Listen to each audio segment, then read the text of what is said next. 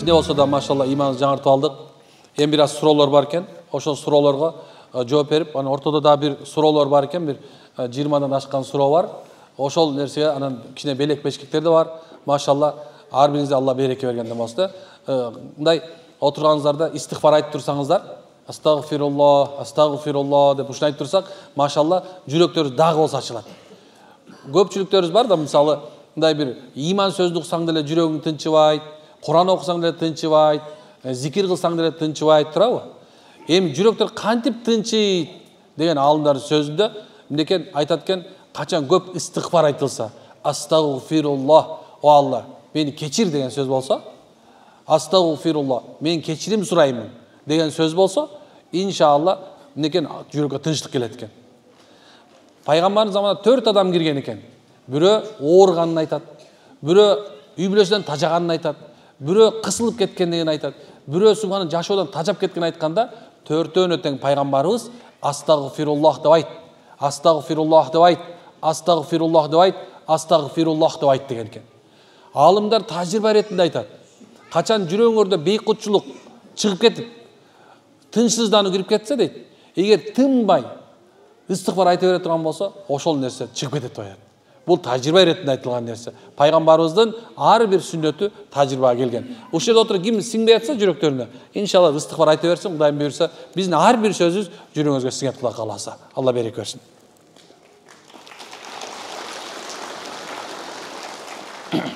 Алхамдулилlah ва салату вассаламу аля расулилlah.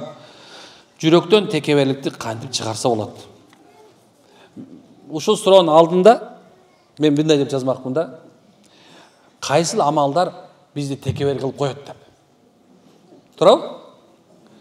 Текеберликке чейинки нерсени сураш керек да. Эми аны чыгарып коюштун жолу өтө оор эми. Аны үчүн субхана мына Мурат Каарынын алдына келип, сиз 10 күн сабак алышыңыз керек. 10 күндүк сабакты мен 10 секундта айта албайм. Бирок текеберлик бул өтө чоң бир оору, нафсинин оорусу. Нафсинин 10 жаман чоң оорусу бар. Муну тасаввуф илиминде, илми сулук деп коебуз. Ошо менен тарикат илиминдеги аалымдар субханалла эмнекен ушинтип айтышкан. Абу Бакырдын сөзүн айтышат. Эгерде күнөө текеберликтин себебинен болсо, ал кечирилбейт. Эгерде күнөө кызыгуунун себебинен болгон болсо, ал кечирилет. Анткени шайтандын күнөөсү текеберликтен болду. Ал эми адам атабыздын күнөөсү кызыгуудан болду дейт. Текеберлик бул чындап келгенде, мындай айтканда, каддабун алим, калпычылардын эң улуусу болгон шайтандын, адувулла, Алланын душманы болгон шайтандын оорусу. Шайтан алейхи лаана. Эң биринчи нерсеси бул текеберлик. Ал ошол нерсе менен ооруп калган. Ага кантип жетти десе, ал кичине эле бир даража берилгенде, некен мындай көзү май басып калган. Билесиңер, турабы? Кыргызда сөз бар, көзү май басып калат. Көп адамдардын көздөрү аз май басып калган. Кичинекей эле бир ар машина берилип калса, көчөдө башкача айдап калат, турабы? Кыргызда болсо көйрөң болуп калат. Көйрөңдүк мындай айтканда, мындай айдап баратканда узунураак болуп, мындай, мынтип мындай жетпей айдап калышат го, мындай. Жетпей айдап, анан кичине бир нерсе болсо, брат чечип койсо болот го деп мындай. Турабы, мындай. Аялдарды болсо, мындай күйөөлөрүнө кыйкырып баштайт, анча-мынча акча чыгып калса чөнтөгүнөчү. Бул ошол мисалы алса, эмнеке бир аз кичинекей бир дүйнөлүк болгон ийгилик, эмнеке шайтанга да берилген болчу. Бир аз кичине дүйнө, кичине бир илим, кичине бир мансап, кичине бир мындай бийлик берилип калат. Мына ошол мезгилде адамдык сапатта же шайтандык сапатта болуп калат адамдар. Адамдык сапатын бийлик берген адам ылдыйып, өзүнө берилген бийликти эмнекен кызмат катары, Кудай алдында жооп бериш бар экендигин сезсе, ошол бийлигинде турупчу, өзү кандай айтканда, баары саман мен буудай, баары буудай мен саман деген түшүнгө келиш керек. Бул биринчиси. Экинчиси бирөөнө дүйнө берилет. Дүйнө субханалла бирөөнө мындай билбейсиң, мындай кээ бирлер ойлошу мүмкүн да, мен ушинтип эле жүрө беремби деп десе эле, бир күнү карасаң субханалла миллионер болуп кетет. Бирөөнө мындай улуу бир нерсе деле эмес бул, дүйнөчү. Бул убактылуу берилет. Кыргызда болсо мейнет жалпак, дүйнө тоголок деген. Бирөөнө кичине бир дүйнө бергенде некен өзүн өзү жоготуп коет. Мына ошол сага берилген, мындай айтканда Алла Тааланын берилген жакшылыктардын баардыгын тең сени ушул нерсе мага убактылуу сыноо үчүн берилди десең, демек текебер болбой каласың деген сөз. Мына азыр бул мен сүйлөп турушум, бул Алла Тааланын берген бир мен үчүн бир белеги. Мен ушундай түшүнөм. Анткени субхана Алла Таала бир берген береги. Ушуну сүйлөп турушум. Ушул нерсени дайыма айтам. Мен баягы бир эме кылдым эле да, дайыма күзгүнө каранам. Тиш жууп атканда болсун, кичинен мынча сакал муртты кыскартып атканда болсун, карап туруп субханалла айтам. Эрмек, сен кимсиң? Сен топураксың. Топурак эле болгон жакшы. Унутпа. Бул сага берилип аткан нерсе сыноо үчүн берилди. Ар бир айткан сөзүң үчүн жооп бересиң. Күнүгө субханалла, эртең менен сөзсүз ушул сөздү айтпай чыкпайм чынын айтканда. Өзүңдү мындай айтканда инсанда нафси бар. Нафсини алымдар 6га бөлөт. Ошонун бирөөсү нафси аммара, жеке нафси бар. Жеке өзүңдүн нафсиң, каалооң. Ошо каалооң сенден өйдөрөк болуп кеткенде, анда сен текебер болуп каласың. Ал эми Алла Таала хадис кудус айтат: "Эй дейт, билгин дейт. Текеберлик дейт, мен үстүңкү кийимим. Менсинүү дейт, бул мен алдыңкы кийимим. Муну менден талашпагыла" дейт. Ошол себептен субханалла, кичинекей берилген нерсе үчүн некен өзүңөрдү тозокко салып албаңыздар. Ал эми текеберден кантип кутулат десе, мен силерге Кимсанбай Ажыкенин бир жакшы бир үлгүлүү окуясын айтып берем азыр. Раматтылык Кимсанбай Ажыкебиз, Алла рахматын алсын, өтө чоң аалым адам эле. Мына ошол адам ушул окуп жүргөн мезгилинде аалымдык даражага жетейин деген өз немеси бар экен, мүдөөсү бар экен, бирок кичине сабактан артта калып жетише албай ушундай болот экен. Анан бардыгы жатканда ошол окуп аткан окуу жайдын ажатканасын дайыма тазалап салчу экен. Дайыма тазалап салчу экен. Качан ошол Мир Араб медресесинде, Өзбекстанда Мир Араб медресесинде окуп аткан мезгилде ошондо мүдүр болуп калган мезгилде дагы эмнекен ошол жердин туалетин тазалаган экен. Шакирттери субханалла ушу билишпесең ким тазалап саларын. Бирок бир күнү шакирттери көрүп калган экен. Ошондон кийин субханалла ал кишинин нужан бир эмеси Алла менен болгон сыры ачылып калган экен. Ошонун себебинен эгер байлык берилген болсо, же болбосо мына айта турган болсок, мына көрдүңүздөр болуш керек, интернет булагында бир мультимиллионер, дүйнө жүзүндөгү эң чоң миллионердин ушундай бир дарыянын океандын жээгинде адамдардын мусорун терип жүргөнүн көрүп турабы? Мынакей жакында эле биздин президентибиз урматтуу эмнеге тоого чыкты дагы эмне болду? Жана мусорларды эметти. Биз ойлошубузча кээ бир ойлоду, бул көргөзмө. Жок, андай эмес. Ошону барып туруп терген себебиненчи Алла Таала дагы да болсо даражасын бизге көрүнбөгөн жерде көтөрүп койду. Ушундай нерсе, текеберликти кызмат кылуу менен жок кылса болот. Эркек текебер болуп кеткен болсо, күйөөсү аялына кызмат кылсын. Аялы текебер болуп кетсе, өзүнүн күйөөсүнө кызмат кылсын. Чуга бутун оңдоп койсун, машалла ушундай кийимин карап койсун, эмнеге жөзүн жөнөкөйлүк апаганга аракет кылсын. Жөнөкөйлүк бул бейиштегилердин сыпаты. Бейишке киргиң келеби? Текеберликти тышта. Өзүңдү эме күнүгө сындырганга аракет кыл. Машалла, сөккүң келип атабы? Билесиң ошо, сен сөксөң уга берет. Кыргызда сөз бар турабы? Оозу кыйшык болсо да байдын уулу сүйлөсүн деп. Кичине байлык берип калган болсо, оозун кыйшык болсо да уга берет. Туура эмес сүйлөсөң деле уга берет адамдар. Жана сеники тура, катта экенсиң деп уга берет. Ушундай. Бирок андай эмес, субханалла. Ар жакта башка нерсе. Текеберликти ушундай айтат. Текебер ушундай, куш сыяктуу, бүркүт сыяктуу, өйдө кете берет. Мынекен өйдү жактан ылдыйды карасаң, мындай чиркейдин канатындай көрүнүшү мүмкүн. Бирок унутпагын, сен жердегилерге да чиркейдин канатындай болуп көрүнөсүң. Сен никтосуң. Ушуну айтып койсом баягы туура эмесми болду? Никтосуң деген сөз субханалла, эмнекен бияка да тияка да сен эч ким эмессиң деген сөз. Кудай алдында субхана эчтеке жарабай калат адам. Унутпаш керек. Жөнөкөйлүк бул бейиштегилердин кийими. Устаз, мышыгыбызды кастрация кылсак болобу? Шариат уруксат береби? Түнү менен мыялап, кыйналып чыгып жатат. Кайдан берет кыйналган? Адамдарча кыйналат бекен. Аялы жок болгон кыйналат да эркектер аялына. Мен шариат деген айтайын.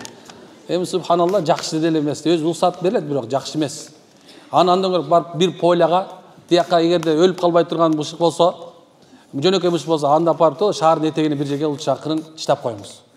Ошол жерде субханалла өзүнүн баягы иштерин бүтүрүп анан келе берет, кыйналып алат. Ошондой. Бирок уруксат берилет. Кыйналып чыгып аткандан Bunun kıyналганы карап көрүш керек экен,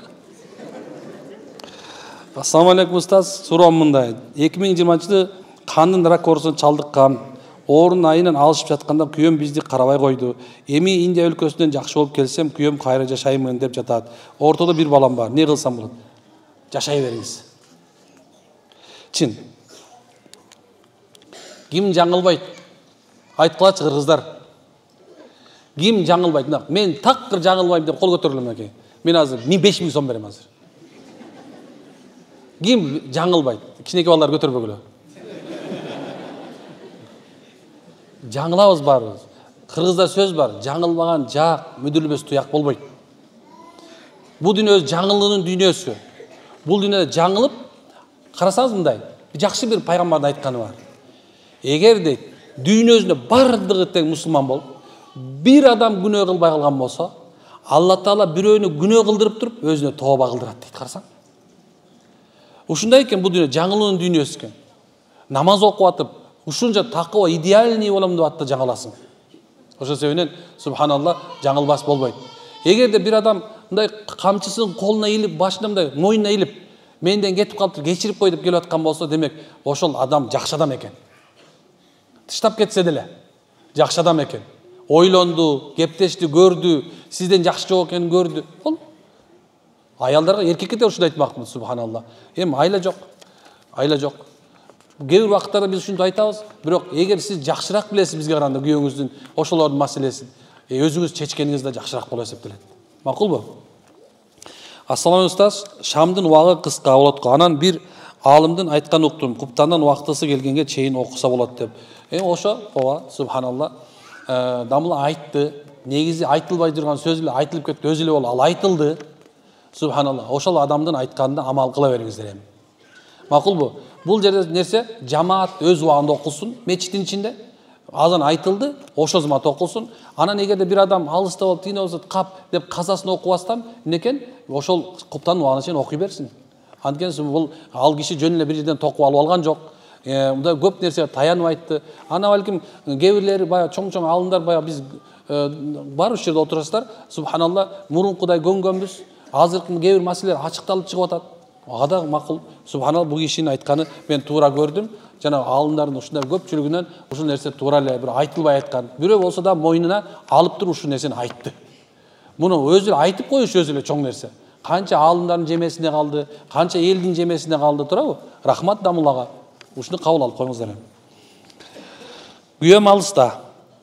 Кайын атам жакында 2 бойго жеткен кайнелерим чогуу жашаганы алып келди. Мен уруксат бербедим, күйөөм келгенде келсин деп. Эми келише албай атабыз. Мен туура эле кылдымбы? Жооп берип койсун, Алла разы болсун. Ооба, туура. Субханалла, туура кылгансыз. Негизи кайны менен кайнага, мына ушул жерде кайнелер жана кайнагалар убалла. Жана аяш деп мындай бирөөнү аяш деп да жүрбөйсүңөрбү? Ошолор да убалла. Негизи эркектин баары укулачы. Субханалла. Жалгыз калган болбойт. Өзүңөр жеңелериңер менен, келиндериңер менен жалгыз калган болбойт. Такылдаткыла, сурагыла. Эгерде жок болсо ал киши, же болсо телефон менен сурагыла. Такылдатып, фитна кылбай, кээ бирлер бар да, акыл тайкылар. Такылдатсам ачпай койду деп арызданып, үй бүлөнү ажыратып аткандар андан көп. Ошонун себебинен эмнекен? Мындай телефон менен бир балдарынан же болсо сурап, барбы, жокпу, болду. Жок экен десе барба. Жеңеңдикине барба, келиндикине барба. Жокпу, ийниң жок, байкең жок. Же болсо кайның жок, кайнагаң жок. Болду, барба. Анткени себеп шариятыбыз ушуну айгарайт.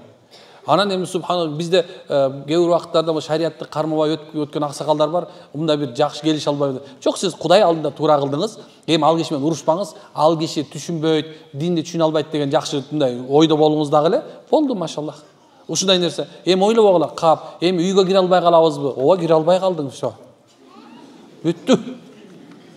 Түшүнүктүбү? Анан кийин субхан, досуң жок болсо, аяшым көрүп коеюн, ал акыбалын сурап коеюн деп болбойт. Кээ бирлер 4 айга, 40 күнгө кеткен болсо, негизинде барып мынекей ошол үйдүнгө жардам берүү өтө жакшы. Үйдүн сыртынан жардам бер, эмне керек болот аткан болсо. Жалгыз барба, аялыңды тияка киргиз, өзүң болсо мынекей бер эркек жакта кызматыңды кыл дагы, түздүк менен кетип кал. Мына ушундай. Жокто бирөөнү эмес. Эгерде ушундай фитна болуп кетет, уруш талаш болуп кетерин түшүнсөңөр эркектер, бир жака турсаңар, ошол келинчегиңди төркүнгө апарып коюп кой. Анан кет. Башка дил албайм. Узун экен. Ассаламу алейкум устаз, кандайсыз дейт. Бул уже көпкө чейин окуйт экен азыр. Жакшысыз би устаз. Менин суроом, менин 4 уулум бар, 2 уулум чарчап калган. Жанымда 2 уулум, 1 кызым бар. Сизге суроом, чарчап калган балама акыйка кыламбы? Кой союш керекпи? Уул балага канча кой союш керек? Кыз балага канча кой союш керек? Суроомо жооп берген үчүн чоң рахмат. Алла разы. Жок, өтүп кеткен болсо, чарчап калган болсо акыйка кылбайсыз. Акыйка деген сөз кыргызча жентек деп айтылат. Жентек. Билесиздер, жентек кыласыздарбы, сиздер кылбайсыздарбы? Кыласыздар, машалла, жакшы. Ошол жентекти акыйка деп коет. Бала төрөлгөндөн кийин 7 күнгө чейин кылган жакшы. Болбосо 14 күнгө чейин жакшы. Кээ бир алымдар 21 күнгө чейин чыгарган, бирок анда 2 жуманы ашып кетсе, эгер мүмкүнчүлүк жок болсо, кылбай койсоң күнөөкөр болбойсуң. Түшүнүктүбү? Күнөөкөр болбойсуңар. Анан качан бир шартыңыздар болуп калган мезгилде акыйка ниетине кылып коюңуздар, болду, бүттү. Бирок эң жакшысы мына 1 жуманын ичинде, 2 жуманын ичинде кылсаңар акыйканы болот. Бирок калган убакытта эгерде жок болсо, кыйналып кыз балага 1 кой, 2 балага 2 кой соём деп, субханалла, өтө өзү кыйын. Бул важип эмес. Бул мустахаб амалдардан болуп эсептелет. Макулбу? Жакшы кылсаңар сооп табасыздар, балаңыздарга жакшы болот. Каны канга, эти этке, сөөгү сөөгкө дегендер бар. Эмне үчүн дегенде, ошол баланын келечектеги жанагындай бир жаман оорулардан, жаман нерседен тыйылуу экен. Мына бала төрөлдү. Төрөлгөн мисалы сен уктуң бала төрөлгөнүн. Өзүң эркек калды да ошол жерден туруп Аллаху акбар деп азан айтсын. Буна экинчи азаны болсо, коматты болсо, качан бала колуңа тийгенде кулагына солгон айтып кой дагы 1 жума ичинде ат коюш керек. 1 жума. 1 жуманын ичинде. Ошол эле замат коюп койбош керек. Кээ бирлер ичимде доплерден кыз экен, бирөөнү Азиза коём, да бирдемке коём деп коюп алышат туурабы? Андай эмес. Бала төрөлөт, төрөлгөндөн кийин анан машалла, эмнекен 1 жума анда мындай айтканда атты ким коюш керек деп, чоң атасы коюш керекпи, чоң апасы коюш керекпи, чоң атасы коюш, чоң энеси, тай энеси коюш керек, тай жеңеси коюш керекпи? Жок, андай эмес. Ошол төрөткөн ата коюш керек. Баланын атасы өзү коюш керек. Башка бирөө эмес. Ар кимден сурай бербегиле. Бирөө чукча коюп койсо эмне кыласың? Турат азыр Хосягин нерсе бирөө сериалды жакшы көрөт, дагы бир нерсени коюп салды. Азыр аттар тиришимдик болуп калганда, мындай атты дагы туура коюш керек да, мындай жөн эле кое бербегиле. Макулбу? Анан кийин баландай акамдай болсун, түкүндөй акам, мына кээ бир угуп каласың, бирөө жакшы көрсө, ошонун атын коеюн, ошону ушундай болсун дейт. Ал эртең күнү шерменде болуп кала турган болсо, эмне экен, эмне болосуң анда? Ошон үчүн эң жакшы Аллага жаккан Абдулла, Абдурахман, Абдурахим, Абдукадыр деген кыргыз сонаттар бар туурабы? Мына ошондайды, жолсо Абу Бакыр, Осмон, Али, Мухаммад деп балдардын аттарын көп койгула. Анткени кимдин аты Мухаммад боло турган болсо, дайыма берекелүү болот ошол бала. Ошол бала береке болот деп пайгамбарыбыз айтканы бар. Демек балага Мухаммад деп коюп койсоңор, машалла, жакшы болот. Мухаммад. Анан кээ бир айтып, көтөрө албайт го. Билбейм, кыргыздан башкасын баары эле көтөрүп атат. Дунган деле көтөрүп атат, өзбек биртуган деле көтөрүп атат, уйгур деле көтөрүп атат, араб деле көтөрүп атат. Ой, тиги Мухаммад Алидин атты бөлүк билесиң, боксер. Ошол деле көтөрүп жүрөтпөдү, 70ке чыгыпчы. Кандай эле кыргызга оор болуп калат түшүнбөйсүң? Бизде ушундай нерсе. А бирок бөлтүрүк, Козубек, Кыкчыбек, Токтобек, ушундай нерсе аттарды кое берсе көтөрө берет экен биздечи. Мааниси жок. Бирок Кыкчы экен аты. Эмне десе кык чыгарып аткан төрөлүп тур да. Күздү баягы жазында койлор кеткенден кык чыгарып атса төрөлүп калыптыр. Эмне да кык чыгарып коюп тур да бүттү. Кык чыгарып калыптыр. Ушундай. Анан бирөө бар экен, ушундай бир эмени атын коюп коюптур жанагындай. Бирөөнү Кырчын, анда бир эмеле, жана иши бирөө Кырчынан Ылаачин экен. Эмнеге мындай койду десе, бир көз ачыкка барган экен, ал болсо анын колдоочусу Кырчы менен Ылаачин экен да, айтышы боюнча жин шайтан ошондой экен. Мындай куш кейпинде жин окшойт да. Анан ошону коюп алыптыр. Эмнеси ошол айтты дейт. Жок, андай эмес. Эркек акылың токтот. Мына ошол мезгилде акылыңды токтотуп, өзүң ойлонуп, мына дамлаларга келгиле, казга кел, мечит имамына кел, аалымдарга кел, анан ошол жерге келип туруп, анан кийин мен балалуу болдум, кыздуу болдум, дамла кандай аттарды койсом дурус болот деп анан ошол пата дуасы менен иншалла жакшынакай аттарды койдургула, машалла. Туурабы? Мына ушундай. Анан кийин ат коюлгандан кийин эмне кылыш керек? 1 жумадан кийин чачын кырыш керек. Чачын кырып, ана ошо канча грамм болсо, алтындын, күмүштүн баасында акыйка кыласыңар. Мындай садака кыласыздар. Бүттү. Баланын маселеси бүттү. Башка нерсе жок. Анан кайра бешикке салмай, анан тигинде бул баары кыргыз немесе эми. Аны да мындай анын зыяны жок, ширк эмес ал. Аны кылган болбойт, астагфирулла деп чыга бербек эле, макулбу? Ал кээ бир нерселер бар, мындай зыян бербейт. Болгон нерсе биздин Кыргызда келген мындай сулуктардан бири. Түшүндүңбү? Анан ар нерсени ойлоп таап, анан кийин у меня сын родился, спасибо, мамочка, я стал папой. Жазууларды коюп алып кереги жок, машалла. Макулбу? Баланын төрөлгөн эмес, тураарына сүйүнүш керек. Макулбу? Анан мен баягы айтканмын. Гендер пати деген нерселер болуп калды, туурабы? Гендер пати деп ушундай бир өзүнчө бир оору чыкты азыр Кыргызда. Кереги жок ал. Аны билбей эле койсун, эч ким билбей. Ошондой нерсе, мисалы мен көз тийгендерге дем салам да. Канчаңардын балдарына көз тийип, субханалла, уже кетип калды, чарчап калды. Курсагында эле чарчап, мындай айтканда уже көз тийип калам. Кереги жок дүйнө өзүнө эме кылып. Мунун баары тең биздин эмебиздин менталитетибизде, шариятыбызда да жок нерсе. Исламда жок нерсе. Төрөлдү, машалла. Алхамдулилла. Мына кичинекей эле нерсе кылып койсоң болду. Анан дагы эмнелер бар эле. Иши көп нерселер бар. Чачтарын жанагында бияка калып бирөө эненин ичине узунураак чыгып калса, ошону калтырып коюп, боякка чейин эметип, аны коюп ал, анан кийин эмнесе бул ушундай олия болот экен жок. Карасаң бир кытайстын баласындай турат да.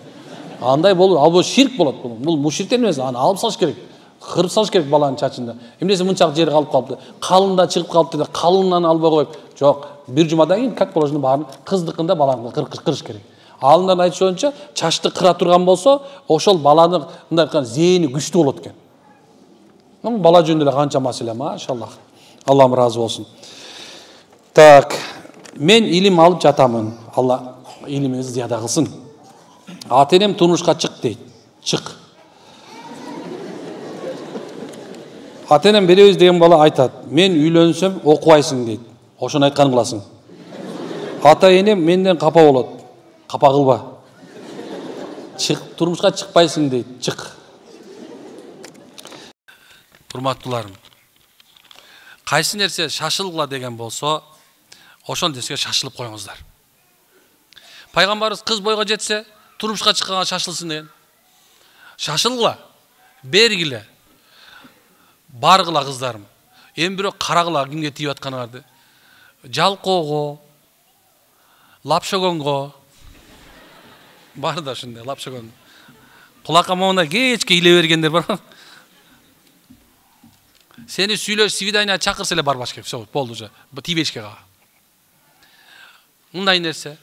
Шариятыбызга ылайыктуу болгон деңгээлде болсун. Саранга, сараң. Аз жакшы сөз үйрөнбөдүк, абьюзер деген. Ошондойго. Мындай кууруп жегичке барбаңыздар, калганына тие бериңиздер, машалла. Кээ бирок ушундай сонун нерселер бар, сонун жигиттер бар да, сонун белечи. Бирок кичине жерле хүнүк да, мындай бир аз. Эмне десе ошол же бирок адеп ахлактуу, аябай сонун, келечеги сонун балдар бар, машалла. Некен негизи балдарга карап атканда силер мынакей көпчүлүк ишерде эжелер бар экен. Анын өңүнө карап эме кылбайлы. Картошка болмосо тие бергиле. Анын чырайын чылап өчпөк белеңер, субханалла. Күйөө болуп берсе болду сага. Күйөө деген кандай болуш керек? Күйөө деген субханалла аялга аялдай мамиле кыла турган болуш керек. Сизге субханалла сиздин жаманчылыгыңызды башка бирөө адамга айтпай турган болуш керек. Да болду, машалла. Анан бирок ата-энеңиз ошол нерсени туура көрүп атса, тийиңиз, машалла. Андан жаманчылык көрбөйсүз деп ойлойм. Атам, мисалы, менин апам мага өмүрү жаманчылык каалап айтпош керек деп ойлойм да. Туурабы? Же каалайсыңарбы ата-аналар? Каалабайсыңар, туурабы? Каалагандар кол көтөрсүн деп айтып коеюн. Жок андай. Ассаламу алейкум, мен орогон кызды сүйүп калдым. Орогон кызды сүйүп калыптыр, машалла. Өзүнө жолугуп сүйлөшүм керекпи? Же атасынын жанына барып колун сурашым керек? Ооба, атасына барып колун сурашыңыз керек. Бирок оронгон кызды да караңыз, субханалла. Оронот деселе баары идеалдуу болбойт. Анан оронгонду алып алган стервага өлдүңөр. Эмне күлөсүңөр? Ошондойлор да бар. Оронуп койсо эле идеальный болуп чыга албайт. Туурабы? Мен эмне үчүн муну айтып атам? Оронуп атасыңар, көрдүңөрбү канчалык сиздин даражаң кандай экен. Оронгонуңчу эле сүйүп каптыр, машалла. Демек, оронгонго достойная бол. Ошо оронуп атканга мындай действительно мындай деп мындай оронгон исламдамын деп пайгамбарыбыздын акылагын ал, жөнөкөй бол, кечиримдүү бол, боорукер бол, уруша турган болбо, күйөөңдү сыйлай турган бол, мындай айтканда эртең бирөөнө аял болуп, келинчек болуп, байбиче болуп барганга даярдана бер. Жок, по-моему болот, меники туура дей берсең, субханалла, тийген күнү да кетип каласың батылы. Ушундай азыркы мезгилде аялдардан дагы эркектер слабый болуп кеткен да. Слабый пол деп айта турабыз, эркек болуп барды азыр. Слабый пол, аял кирип слабый пол болбой калды, субханалла. Гайге да кыйкырып коет керек болсочу азырчы. Митингге чыккан аял, субханалла, кыйкырып аткан аял, урушуп аткан аял деген айткан оомат берилди деген сөз да. Иштеп аткан аял карасаң, бизнес вумен деген сөз жок болчу да турабы? Азыр бизнес вумен деген сөз, мурун бизнесмен деп эле койчубуз болду. Анда мен деген эркек да турабы? Мындай ишкер эркек болчу, азыр ишкер аял болуп кетти азыр. Ошон себептен субханым экен, аялдар дагы ошо пайгамбарыбыз көрсөткөндөй, Айша энебиздей, Хадиша энебиздей болгонго аракет кылыңыздар, машалла. Макулбу? Арчыга оронуп калган сүйүп калыптыр, машалла. Айткан жок да, оронбогон кызды сүйүп калдым да айткан жок да. Туурабы? Ушундай. Мен кээ бир сөздөрүм катуураак тийип кетсе кечиресиздер, Мен ушундаймын. Ассаламу алейкум, амансызбы устаз. Менин суроом, Насаат медиа деген приложение бар эмеспи? Ошондон азан айтылып, намаздын убактысын билдирип турат. А бир ошол убакта азан айтпаса, мечитке биз намаз окуй беребизби же азандын айтылуусун күтөбүзбү? Алла да ыраазы болсун. Ал намаздын убактысын айтат. Ошол убакыт кирген убакта аял кишилер үйүңөрдө окуй бересиңер. Анын проблемасы да жок. Айтты, болду, окуй бересиздер. Ошол жердин убактысы кирди деген сөз болот. Анан башка жакта болсо, мисалы мечитте болсо өзүнүн тартиби бар. Азан айтылат, анан жамаат күтөт, 15 мүнөт күтөт. Анан эркектер ошол жерде окуйт, шашпай, жамаатта окуйсуздар, туура, макулбу? Ушундай аялдар болсо, же болсо эркектер да үйдө болуп калсаңар, азан айтылды, болду, ошол убактысы кирди, даратыңды алып, даярданып окуй бер. Чет өлкөгө махрамсыз чыгуунун өкүмү кандай? Жаман. Чет өлкөгө махрамсыз чыкпагыла. Умрага дагы тыйып атабыз. Махрамсыз барбагыла деп атабыз. Махрам болсун. Шариатта 2 километрден 3 километрге чейин, субханалла, ушундай жер бар. Дайыны жоксо өзүңөр эле ар жак бер жак кетип калбагыла. Махрам мисалы эркек болбой калса, апаңар, эжекеңер, жабысо жеңеңер жаныңарда болушу керек. Махрам деген нерсе өтө зарыл деген сөз. Бул сизди коргой турган бирөө болуш керек. Махрамсыз. Көчөндөгү эмеде эметип атканда сабак кылатын айтчы суроо беришти. Азыркы мезгилде аялдар чет мамлекетке иштеп кетип атышат. Эркектер балдарды карап калып атат дейт. Жок, субханалла. Ошол эркектер күнөөкөр болот. Аялдарын жанакындай өзү махрамы жок, көчөгө чыгарып ийген, ошо эркектер күнөөкөр болот. Ошондой нерсе. Булам телефон менен контролдосоң да болушу мүмкүн эмес. Табиятты тыя албай калышы мүмкүн, Кудай сактасын, наузубилла. Ошол себептен экен эркек аялдар, алтындарым, күйөөңөрдүн жанында болгонго жакшыраак. Мына бу тырмактын ичиндеги кирди соргон жакшыраак махрамсыз көчөгө чыгып кеткенден көрөк. Макулбу? Махрам жок, мындай айтканда сизди коргой турган киши жок, көчөгө чыгып кеткенден субханалла болбойт. Анан махрам темасы өтө узак. Бирок айтайын деген нерсем, аял кишилер чыкпашы керек. Германияга барам деп. Мен курска окуп жаткам. 2 жолу истихара окуп көрдүм. Түшүмдө эч нерсе болгон жок. Бирок курска барууга болгон каалоом жоголду дейт. Анда демек Алла сактаптыр сени. Ошака барбай эле кой балам. Аялдардын Германиясы күйөөсү да. Стажировкасы күйөөсү, кайненеси тойсу. Ошундай. Аны мындай практика жүзүндө көрсөтө турган жери балдары болот да. Сен ким экениңди ошо балалуу болгондо көрөсүң. Балаңа жакшы тарбия бере алсаң, ошол өзүңдүн күйөөңдү балдарыңа жакшы көрсөтө алсаң, анда сен момундай аялсың. Эгерде балдарыңа күйөөңдү жаман көрсөтүп, атасын жаман көрсөтүп салсаң, анда сен момундай аялсың. Дизлайк. Ошол аялга. Саламатсыз, урматтуу Эрмек устаз. Иман сабагын толук кандуу түшүндүрүү үчүн бүткүл Кыргыз Республикасындагы мектептерге сабак катары киргизүүгө жардам бере аласызбы, өбөлгө түзө аласызбы? Сиздин только билим жагы болсо, материалдык жагынан президентибиз Жапаров менен келишим түзүүгө мүмкүнчүлүк барбы? Ушул суроо боюнча качан убактыңыз болсо YouTube каналына чыгарып койсоңуз. Бизге проблема эмес азыр бул. Бул уже бар. Кыргызстан боюнча эмнекен иман сабагы өтүп атат. Диндерди таануу сабагы өтүп атат. Бу да болсо эмнекен бизде теологдордун баары башка мамлекетте идей эмес. Биздин теологдордун баардыгы тең ислам багытында окуган. Ислам дининде окутулган. Ошол себептен теологдордун сабак берип атканы бул биз үчүн аябай чоң плюс. Балдарыбыз динде жакшы түшүнүп калды азыр. Эмне үчүн мечиттерде жаш балдар көбөйдү билесиңерби? Эмне үчүн? Анткен себеп мугалимдер мектепте, именно ушул мектептерде жана диндерди таануу сабагы болгон үчүн ошо азыр аябай көбөйдү. Тескерисине ойлошконбуз, башкача болуп кетет. Жок, айтып атат, христиан бул, буддизм бул, мындай айтканда иудаизм бул, ислам бул деп туруп ислам жагын көбүрөөк окутуп атат, машалла. Аны менен биз пайда таптык, зыян тапкан жокпуз. Бар. Бул уже келер менен эле бул сабак кирген болчу. Бул болуп атат иншалла. Бизге болсо мынакей тоскоолдук болгон жок. Байкап атасыздарбы мынакей? Бул жерде драм театрда ортодо туруп сүйлөп атыш, бул ислам динин Кыргызстанда жеңил желп экен. Кээ бир адамдар жанагындай жакшы түшүнбөгөндөр, мындай бир закондор чыгып атканда туура эмес түшүнгөндөр, азыр мындай элдин арасында жанагы дүрбөлөң салып жүрүшөт. Эмнени дүрбөлөң салып жүрүшөт? Ар нерсени сүйлөп. Жок, ислам динине президентибиз дагы, башка башкармалыктарда бирөө дагы каршы эмес.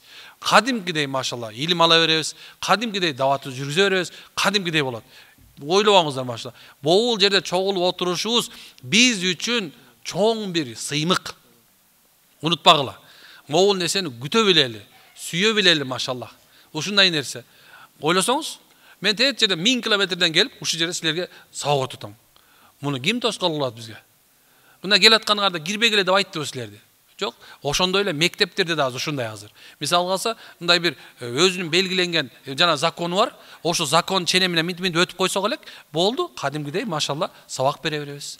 Биз өз жакта барабыз, сабактар уюштурабыз, китеп тойлорду өткөзөбүз, сонун нерселер кылабыз машалла. Динде кысылуу жок. Ассалам устаз, биздин дин улут бөлбөйт, башка бирөөнүн динин дагы сыйлайт. Эмеспи? Анда эмне үчүн башка улут, башка диндеги адам менен баш кошууга болбойт дейсиздер? Мүмкүн алар дагы ислам динине өтүшү мүмкүн. Куран китепте ошентип жазылган кайсы бетте дейт. Бул жагынан мен азыр кыска эле жооп берем. Аял киши дайыма баш ийүүчү болуп эсептелет. Ошонун себебинен аял киши өзүнүн күйөөсүнүн дининде болот. Күйөөсү миллион Америкадан келсин, биздин көзүбүзчө исламды кабыл алып, бирок келмеле айтып койгону болбосо, калганын баардыгын баягы капырдык кыла берет. Мушриктигин кыла берет. Кээ бир билем, келме айткан, бирок кийин аялына ушинтип койгон, бүгүн пасха болгондо сен жумуртка бошырасың, жумуртка бошырат, айт болгондо бата кылып коет, тиги жакта чокунуп коет да. Көрдүкпү? Демек сиз аял алсызсыз. Ошон сен өзүңүздүн күйөөңүздүн дининде болосуз. Дос болсо, өзүнүн досунун дининде болот. Билесиңерби ушуну? Досуң кандай болсо, көрсөт, мен ошондой деп. Ал эми кимне окуп келсе, Алланын Нур сүрөсү бар, Маида сүрөсү бар, Ниса сүрөсү бар. Ушул жерде субханалла 6 аят менен ушул жөнүндө айтылып кеткен болчу. Ушундай. Ошон үчүн өзүңүздүн күйөөңүздүн дининде болуп калбаш үчүн биз ушул нерсени тыябыз. Ал эми динди сатуу, динден динге өтүү бул өтө жаман нерсе. Муну унутпаңыздар. Ойлосоңуз, мусулман бейишке кирет дейбиз, мусулман эмес тозокко кирет деп айтабыз. Бул сиздин тозогуңуз ошо күйөөңүз, же бейишиңиз болот. Кызыңызды берип атканда же тозокко, же бейишке бересиз. Көчөдөгү мен мындай жаман ой албаңыз. Көчөдөгү эле жөнөкөй эле өзү мусулманмын деп жүргөн, простой эле жөнөкөй эле бир өзү мусулман деп жүргөн, кичине күнөп жүргөн эркек мен үчүн жакшыраак. Колунда бар профессор болгон мушрикке караганда. Ушундай. Ассалам устаз, менин бир тууган байкем жол кырсыгынан өзүнүн жакын досу менен каза болуп калды. Байкем менен досума жайга коердо, байкемдин кулак менен досунун башынан кан токтобой койду. Шейиттик өкүмүнө келеби? Акам менен досума дуа алып бериңизчи. Иншалла үмүт кыла берели. Субханалла. Балким эгерде 120 километрден ашпай, баягы катуу скорость менен барбай, өзү кыйкыр өкүрбан адреналин менен баратып, баягы Кудайды унутуп калбай дегендей деңгээлде баратып, субханалла, өтүп кеткен болсо, жосо бирөө сүзүп кеткен болсо, балким шейиттик эмес, күнөө кечире турган даражада болот деген ойдобуз, Кудай кааласа. Анан эми дуа кылабыз, баарыбыз Аллахтан Алла кайтуучубуз, Кудайым субханалла бейишке киргизсин. Негизи машина айдап бараткандын өзүнүн адеби бар. Ислам өзү толук адеп. Аладабы нисфил илм дейт. Адеп дейт, бул илимдин жарымы деген. Нисфте мынаткан жарымына, бо бөтөлкөнүн жарымы дегенде ислам болсо, ошол адеп ахлак момунун жарымы. Мынакей, ким намаз окуса, бирок сөгүнүп жүрсө, намаз окуса, бирок бирөөнү алдап жүрсө, намаз окуса, бирок бирөөнүн менен мындай айтканда ойноштук кылып жүрсө, намаз окуса, бирөөнө шылуундук кылып жүрсө, намаз окуп жүрсө, субханалла, жана киши өлтүрүүчүлөр менен жүрсө, жанагы бир эмелер менен рекет болуп жүрсө, намаз окуса, бирок жанагындай бир кредит проценттер менен жүрө турган болсо, ал жарымы жок анын дининин. Толук динде эмес ал. Ушуну ойлонуш керек. Толук динде болуш керек, субханалла. Ким толук кабыл алса, толук 100% бактылуу болот, ким 50% болсо, 50% бактылуу болот. Ошон менен адепке көңүл буруңуздар. Жолдун жүрүн адеби бар. Мынакей, кызыл күйдү токто. Сабыр кылып кой. 60 деди, 60 менен айдап кой. 70 деди, 70 менен айдап кой. Өткөнгө болбойт деди, өткөнгө болбойт ошол жерден. Мисалы, гаишник тоздубу, токтоп койгон. Аны менен кырылышпаган, урушпаган да адепсиздик ал. Бийлик ээлерине негизинде кыйкырып өкүрүп, аларга мындай айтканда, алга Кудай Таала бийлик берди бу дүйнөдө. Ошон себебинен ал мындай айтканда туура эмес болсо угуп туруп, анан кийин ошол нерсени экен, анан уккандан кийин, могу негизде болду, момундай десе, ошол сенен пара сурап жанагындай кылганга чейин, эмнеге унчукпай сүкүт кармап турушубуз керек биз. Аял айдасын, эркек айдасын. Адеп ушундай. Токто дедиби, мисалса, эбирде мынакей жыды эмелерге барсак, эки жак мындай турат, ортосуна жолсо, монтип ашып кетем деп, бияны токтоп калып, далай киши өлүп атат го, туурабы? Эмне үчүн ал адебин кармаган жок. Ошол себептен керек болсо илгери бир фатва чыккан, азыр бар бекен билбейм, 120дан ашык катуу деңгээлде айдап барып, авария боло турган болсо, эмнекен өзүн өзү өлтүргөндөрдүн катарында болот деп айтылган жер. Аны мурун бар эле, азыр ошону ойлоп билелек, бирок мен ошо дагы эле кошула бермекмин. Азыркы мезгилде машинелер өзү мындай айтканда умный болгон менен аны айдап бараткан сен, газды басып бараткан сенсиң. Сенин акылың, жүрөгүң тунук болуш керек. Шашпа. Мисалы алса, шашканың менен делечи, мына 100 менен айдадың, 110 менен айдадың. Айырмасы жок, ошол жерге барасың. 10 мүнөт кечигип барасың, 10 мүнөттө бардасың. Эч айырма жок. Ошон себептен субхана шашпайлы болгула, адебин кармагыла. Ушундай нерсе. Жашымда турмушка чыга турган болуп калды. Алам деген бала күздө, күз болсо жазда деп атат.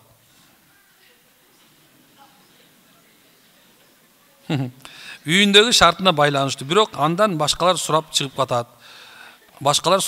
Устаз, эмне кылсам болот? Алам деген баланы күтө же дейт. Күтпөй эле коюңуз, машалла. Алам дегенге тийип кетериңиз. Болду. Субханалла. Ушундай да. Мындай бияк илип койгондо мындай кичине анча кесменичи. Негизинде бирөөнүн үстүнө куда түшкөн болуп, эгер сиздин үстүнө куда түшкөн болсо, бирөөнүн кудасын бирөө түшкөн кыздын үстүнө барып куда түшкөн болбойт. Шариятыбыз жактырбайт. Бирок сиздин үстүнө куда түшпөсө, бирок сизге жанакындай сөздү айтып коюп бирөө албаган болсо, ал сиздин мойнуңуздан мем эмес. Эмнекен башка бирөөлөр келген болсо, машалла турмушка чыгыш керек. Убакыт өткөзбөңүздөр.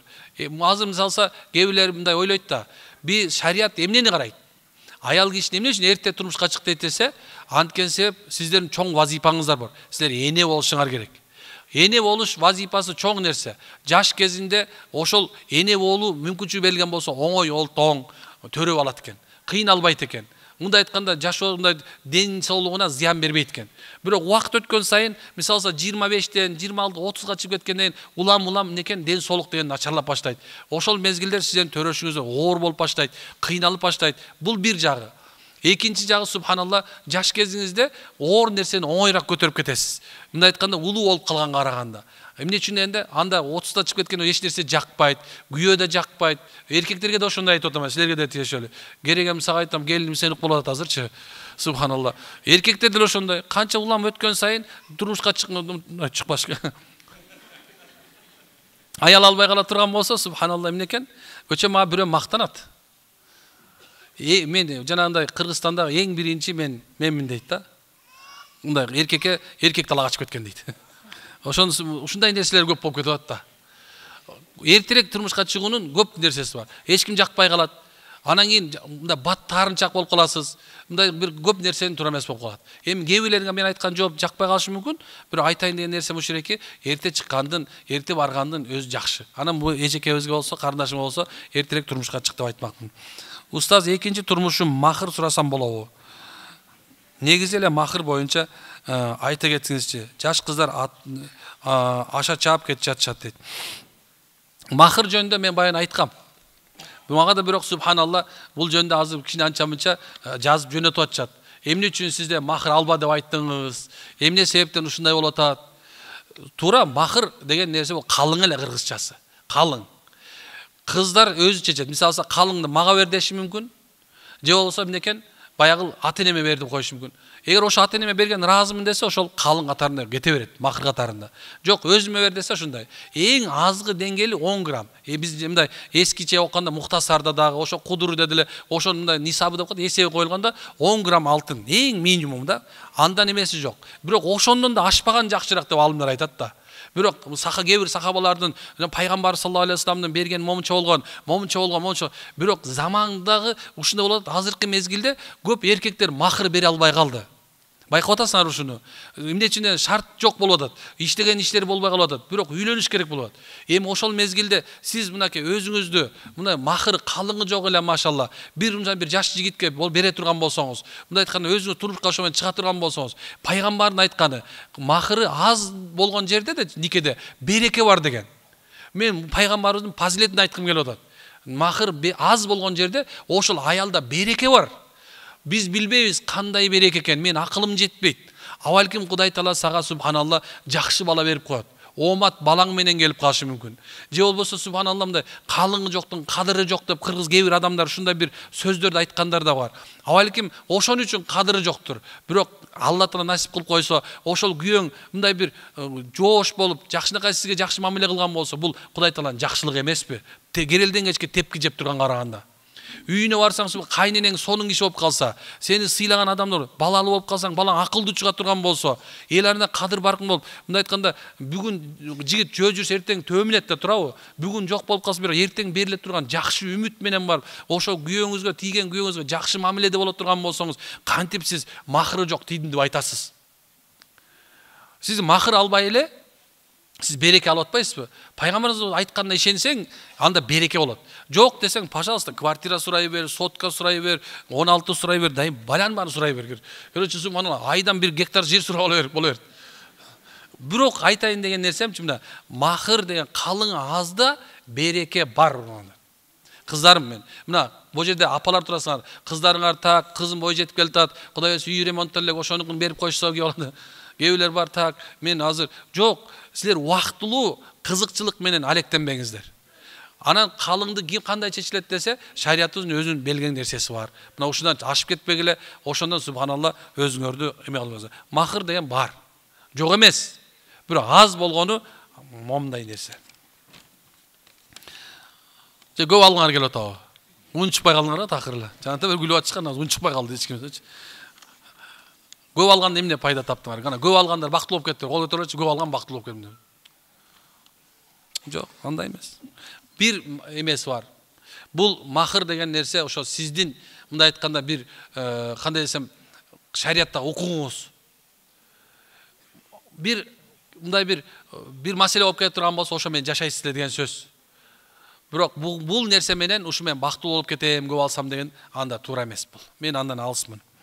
Ассаламу алейкум, мен 18 жаштамын. Апам менен жашабаймын. Апам үй бүлөлүк себептер менен энемдерге таштап кеткен. Апама таарынчым бар дейт.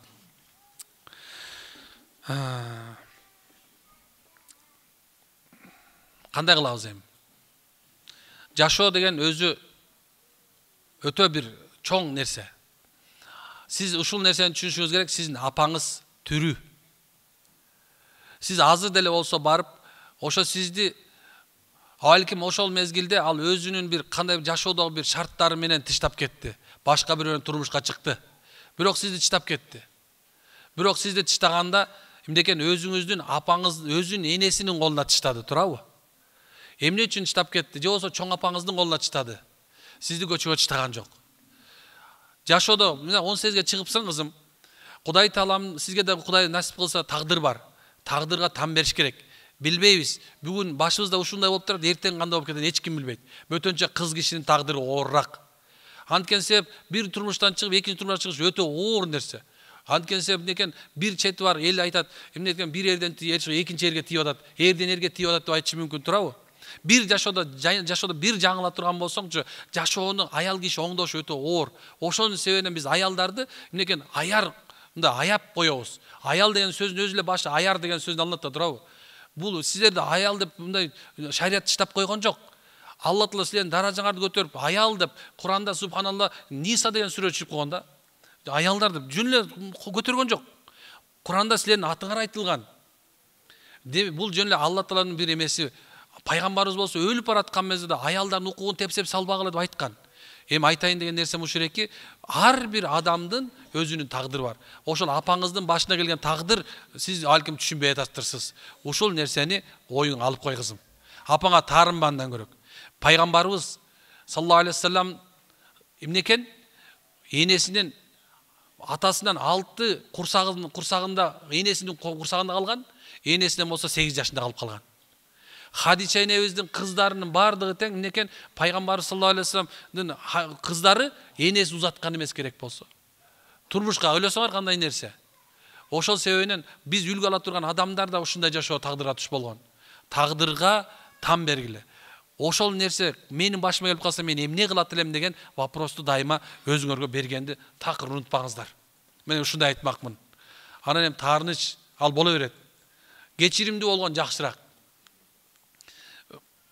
Кечирим бул жүрөктө чоң бир маселе. Бул жерде өмүр бою калтырып кое турган болсо бир адам бир кек сактоону, унда бир ошону өч алсам дегени. Кыяматтын кыл көпүрү ошон үчүн жаратылган. Кыяматтын кыл көпүрөсү ошон үчүн жаратылган.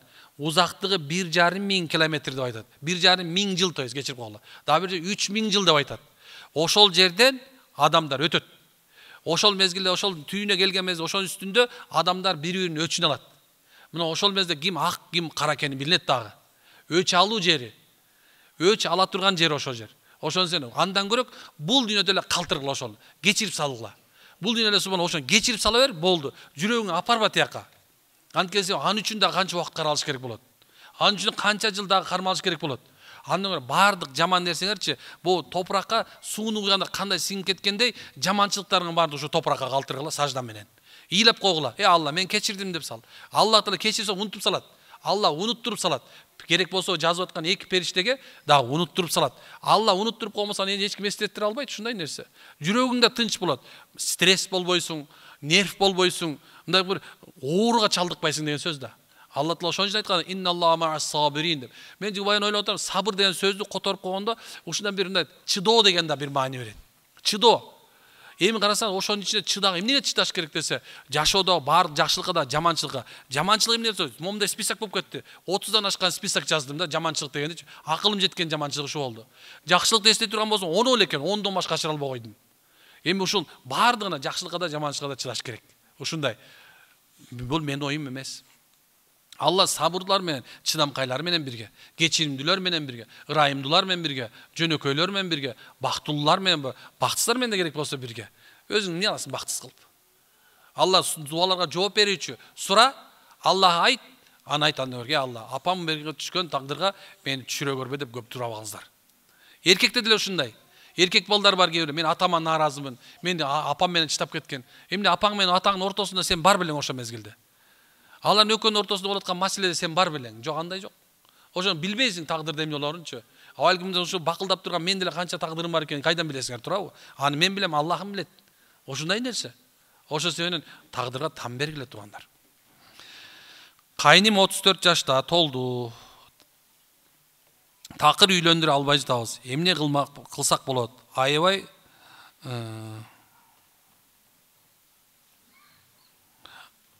аябай жалкоо окшойт бу. Аябай жалкоо өзүн карабайт. Аябай жоош экен, анан өзүн карабайт экен. Бир жоош анан өзүн карабаганда берип койгула. Мына жоош болсонда бирөөнү алып келип деле берип койсоңар жашай берет экен, туурабы? Кээ бар да, мында эмеде ислам психологиясы деп коет, ошол жерде мындай эркектерди 7ге, аялдар 3кө бөлөт да. Анан ошон бирөөсү эркектер жоош, эч кимге зыян жок, жүрө берет, өзү менен өзү. Анан ошондойлорго тагдырына мындай өбөлгө түзүп койгула. Билесиздер туурабы? Бир бала менен бир аялды экөөнү үйлөндүрүп койгон сооп болот. Сооп жазылат мунун үчүн.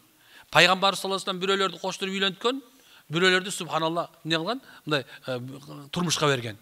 Пайгамбар айтты дегенде барды пайгамбар айтты деп тийишкен. Ошонун себеби менен субхан бактылуу болушкан. Кээ бир адамдар бирөөнү жолуктуруп койсо, мынекей жанагындай жуучу койсо, машалла болду. Анан жоошураак болсо, кыздар менен сүйлөшө албайт, эч нерсе кыла албайт. Машалла бирөө бар, жоошураак, эч ким менен сүйлөшө албайт. Экөөнү кошкондо дагы үчүнчү андан жоош бала төрөлүп калат, машалла. Эч кимге зыян бербейт, сон болот. Устаз Аллах разы болсун дейт. Устаз жоолук кийгенде үй бүлөм каршы болчу.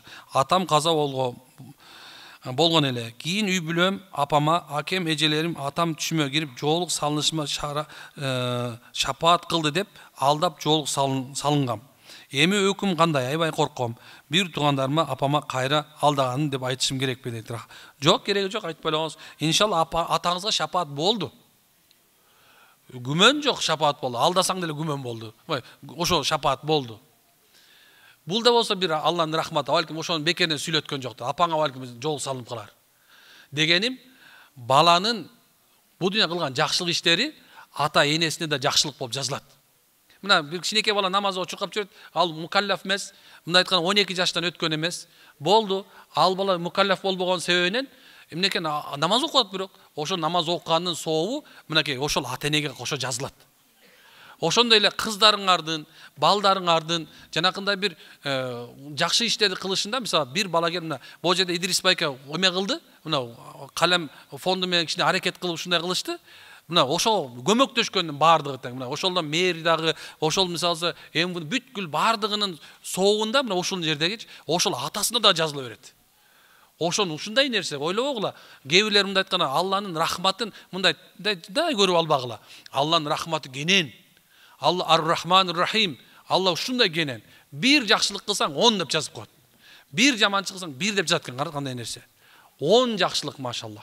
Азыр ар бир келген адамдын сообу эмне деген болду. Ошон үчүн сиздин соолук салынганыңыз ошо атаңызга азыр шапаат болду. Кайдан билесиз балким? Ошо сиздин кылган жакшы ишиңиз себебинен, өзүңүздү катып жүргөн себебинен Алла Таала көрдүн үчүн баягы тозоктун бир чуңкуру эмес, бейиштин бир бакчасы кылып салды. Кайдан билесиз туурабы? Анткени пайгамбар айтканда, көр дейт. Бейиштин бир бакчасы же болбосо тозоктун бир чуңкуру деп айткан. Ушундай экен. Алла береке берсин. Ушуңузга кол чаап кое бергиле.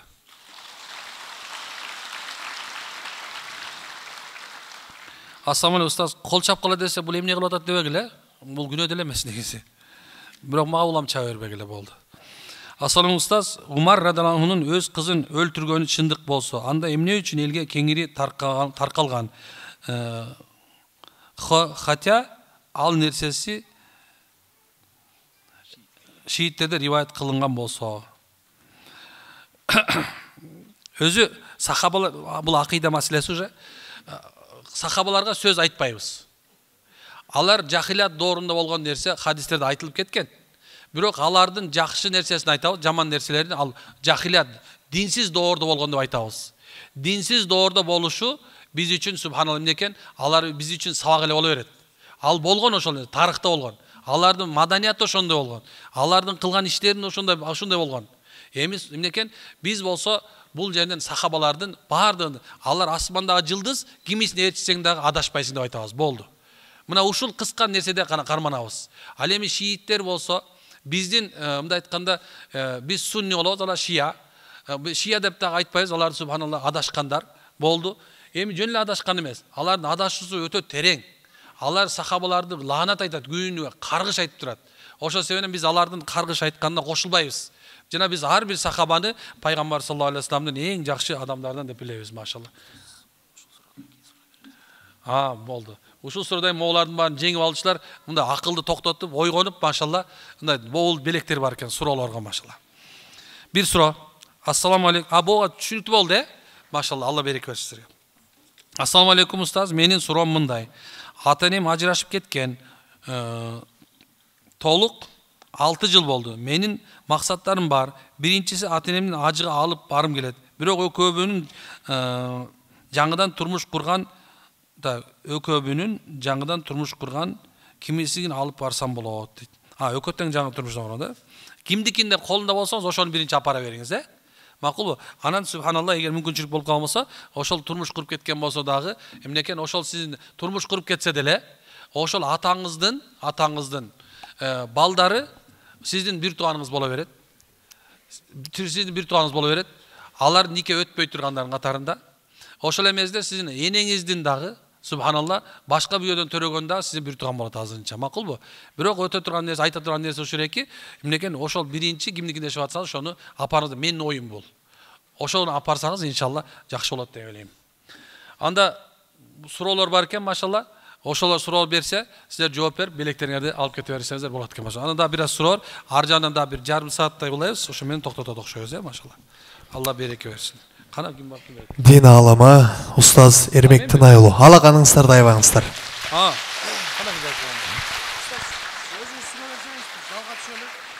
Кана ким? Мен берем бе? Болду анда, машалла. Мен макул. Аллахума салли ва саллим. Биз берет турабыз көрсөсүр. Мен булар береткенде. Аллаху акбар. Демек, канча суроо өткөнбүз? 1 2 3 4 5 6. Я, 22 сурообу? Ай. Жөнө берип койлу. Кандай эле. Апалар бар экен, мейли, машалла. Анда биринчи сурообуз. Аллахума салли ва саллим. Пайгамбардын өмүр баянынан болсун. Пайгамбарыбыздын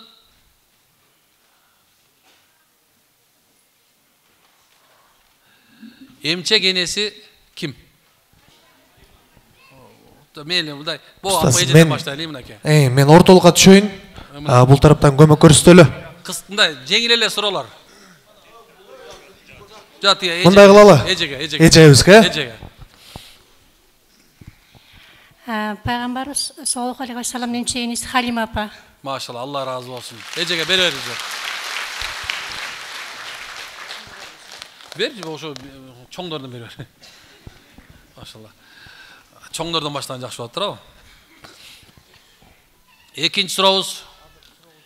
Пайгамбарыбыз саллаллаху алейхи ва саллам хижраттын жок, хижрат ана милади болот турабы? Биз жыл эсеби менен хижри ана милади болуп жашайбыз. Азыр хижри жылын кайсы жылы? Болду, аксакалга бергиле. Болду, бер аксакалга.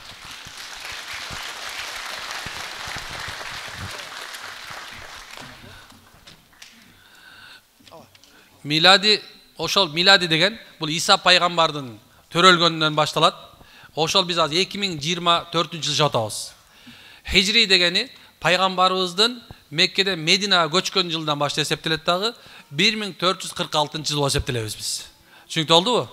Машалла, Алла разы болсун. Ошол эле темага өтөбүз.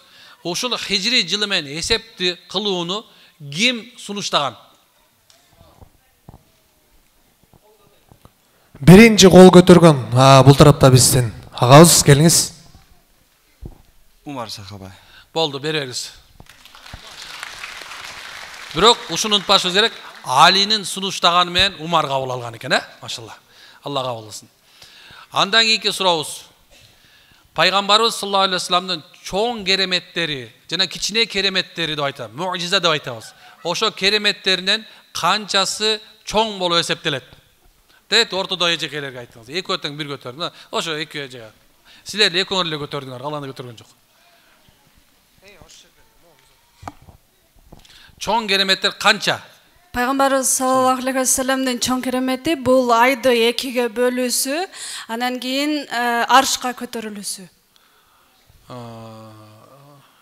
Жылуу. Берки эки бериңиз. Канча керемет, чоң керемети бар деп атам. Чоң кереметтеринен азыр айтты, анан дагы 1 плюс. Алар эсептебеңиз. Канча? Канча? Чоң кереметтери өзү 4-тө. Жок, 5-өө. 6. Не. Жет. Машалла. Барбы дагы? Пайгамбарыбыздын бир кичинекей тамакты ошончо чоң адам, көп адамдарга бөлүп берүүсү. Болду. Да тияка бериңиздер. Машалла. Алла аракетиңизге беш. Бирден китеп беречи ошо эжекегелерге. Бул китептерден бери ошо эки эжеге бер. Алла разы болсун. Пайгамбарыбыз саллаллаху алейхи ва салламдын 6 чоң мужизасы бар. Ата беремби? Жок, болду. Бергиле. Эң сонун Абулай Самарканди рахмат алейх пайгамбарыбыздын ошол эң чоң 6 дейт. Бирок дагы чоңго теңеп 17 чоң керемети бар деп айткан. Мындай эстеп алыңыздар, машалла. Алла разы болсун. Андан кийинки сурообуз. Пайгамбарыбыз саллаллаху алейхи ва салламга Жабриил периште qancha ming jolu tushgan? Birinci olup oң qatardan ağabız. 24.000 jol. Maşallah, bergile boldu. Jabril perişte Peygamber sallallahu aleyhi ve sellem'e 24.000 jolu tushgan. 22 yıl 8 ayın içinde 24.000 jolu tushganın neken tarihi dalil. Emne için dese alındır aytat Peygamber sallallahu aleyhi ve sellem'den gelişi özü bereke biz için ümmettün jolsa kıyamat günge çeyin insandan her bir adamdan 24.000 meselesini çeşip koy alat eken degen söz eken da. Gözge körüngönde körünmөгөн dagı. Uşunday eken maşallah. Andan kийинки сурабыз. Peygamber sallallahu aleyhi ve sellem'den baldarından en birinci erkeklerden kim törölgön? Bir yakap keliniz.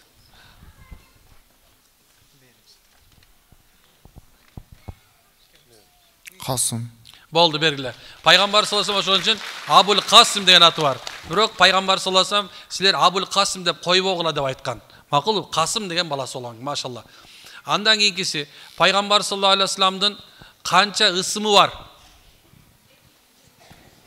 Tet yakı varla. Tet jaşıl jakı varla. Orunduktan turup cevap bereli. Birincisi Muhammed, ikincisi Ahmet. Asmanda. Aha. Da. Kim var? Harcanı verile. Hazır. Peygamberden Barda 7 mümkün ismi berelem bolgan. taksır. Kança? 7 isim bolgan. Aha. Dağı. Ber birinci kap gel. Biz 99 ismi var. Boldu, bergile. Peygamber sallallahu aleyhi ve sellem 99 ismi var. Maşallah. 99 ismi var eken. Çünkü biroq sizler tuğra aytып atasızlar. Peygamber sallallahu aleyhi ve sellem'den 4 negiz atı var. Muhammed, Mahmud, Ahmet, Muhtar. Asmanda maqtalgan atı Ahmet. Jina bardyk yık kitaptergen atı Ahmet. Jo olsa mineken maqtalgan degen söz. Makul bu? Allah bereke versin. Andan kийинкisi Peygamber sallallahu aleyhi ve sellem'den Peygamberimiz anı sүйүнткөн beyiştin kanşası olasın en kızı kim? Ha bol ber tura kaldı. Ber. Tura kalgan içinde olçu. Maşallah. Peygamber sallallahu aleyhi ve sellem hazır uşul jerge eki orun basar, eki şehit kelet degen. Oşonu ukkan sahaba kim?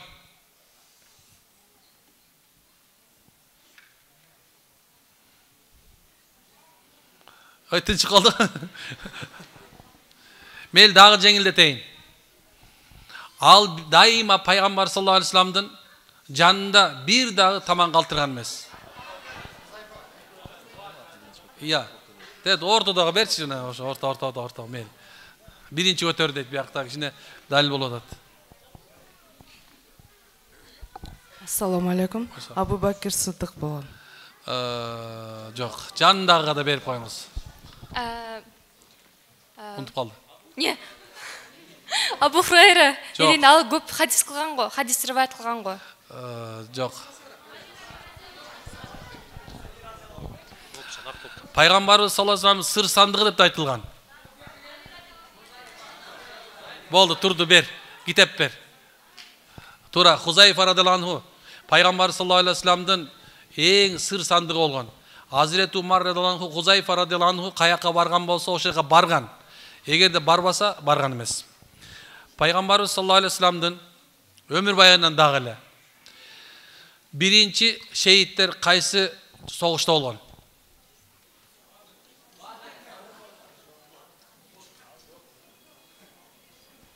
Beriniz, taksırga beriniz, şu şeye beriniz. Bugün belektin barı şu işi etmeye oldu. Ammar bin Yasir düğü bilesi Mekke'de müşriklerde koldan öldü. Boldu ber.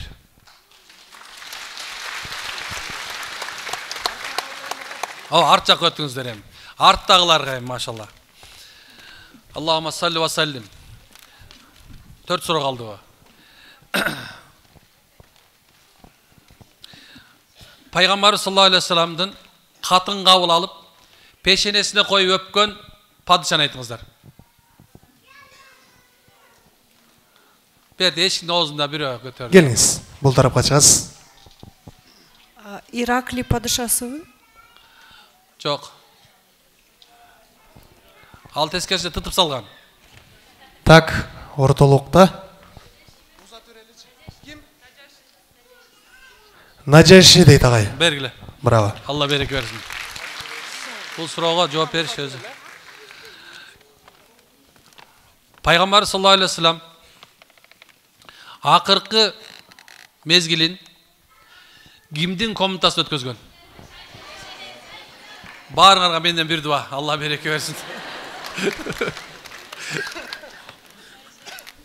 Кыямат күнү Пайгамбар саллаллаху алейхи вассалам төбөсүн бейишке жетелеп келе турган сахаба.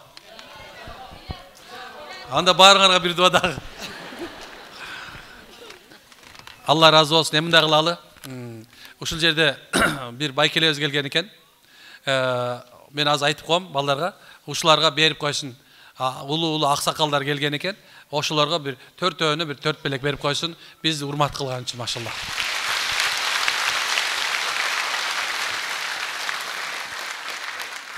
Рахмат. Эми айтайын деген суроолор көп болчу, бирок убактында бир аз та эмеси.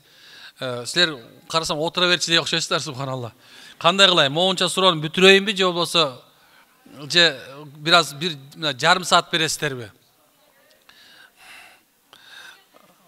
Ошондо анда мындай кылалы. Жарым саат дамыла, биякта дамыла эметип коелу, урмат коелу. Болбой эле азыр 2,5 саат болуп кетти уже. Айтып, мен силер менен 6 саат отурганда даярмын. Бул суроолорго бир аз жооп бере алам, машалла. Аллам ыраазы болсун. Силердин эмеңерге койдум да муну. Биз да сүйлөшүп отура бергенге ыраазыбыз, машалла. 6 саат, 10 саат. Бирок кичине болсо дагы мындай ар бир нерсенин мындай өзүнүн даамы кетип калбасын, машалла. Аллахым ыраазы болсун. Бая күнү Бишкекте бир кичинекей бир кыз иш-чара уюштурду. 4 саат отуруп коюптур. Эжекелер Алла разы болсун, бир ордунан жылбай отуруп коюшту, машалла. Анан эми бияк кичине анча-мынча эмере экен, ошонун менен дагы ойлоп атам. Устаз, сүйлөшкөн балам армияга кетти. Аны жакшы көрөм. Күткөнүм туурабы? Бирок мага ишенип кетти дейт. Да.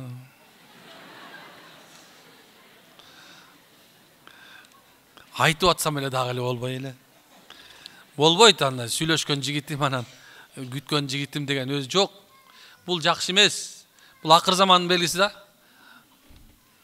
Аны ишенип кеткен болсо эмне кылабыз эми? Ишенип кетсе туруп туруңуз. Бирок субханалла эми айтасыз. Сиз келгенче күтөмүн, түтөмүн, машалла. Сиз келгенче намаз окуп калам, Кудай кааласа. Сиз да намаз окуйгениз бар, армиянын баарында намаз окуйт экен. Экөөбүз эми мындан кийинки ар жагыбыз ислам менен, шарият менен болсун десеңиз, мен макулмун деп коюңуз, Анан телефонду эме коюп салыңыз, блок коюп салыңыз, бүттү.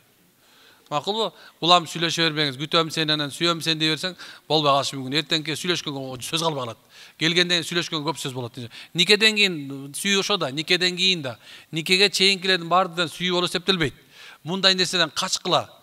Бул нерсеге бербегиле. Мындай өзүңөрдү өзүңөр мындай эме кылып ийбеңиздер, макулбу? Устаз түшүмө көбүнчө өлгөн адамдар кирет. Мени өлүмгө чакырат. Эмне кылсам болот? Өлбөй коюңуз. Болду. Өлбөй коюңуз, субханалла. Эмне кылабыз? Өлбөйм деп койсоңуз, эртең келбей калат, машалла. Бир түш бар, шайтандан бар. Бир түш бар, субханалла. Кандай десем, Алладан, бир түш шайтандан. Алладан болгон түш бул рахмат, береке. Шайтандан болгон түш ушундай боло берет. Аузубиллахи минаш шайтанир ражим деп, некен Алладан, шайтандан мындай сактоосунан корго тилегиле, Кудайым буйрса, оңойло болот. Ассалам устаз, Хадича энебиздин аты туура айтылышы кандай? Хадижа.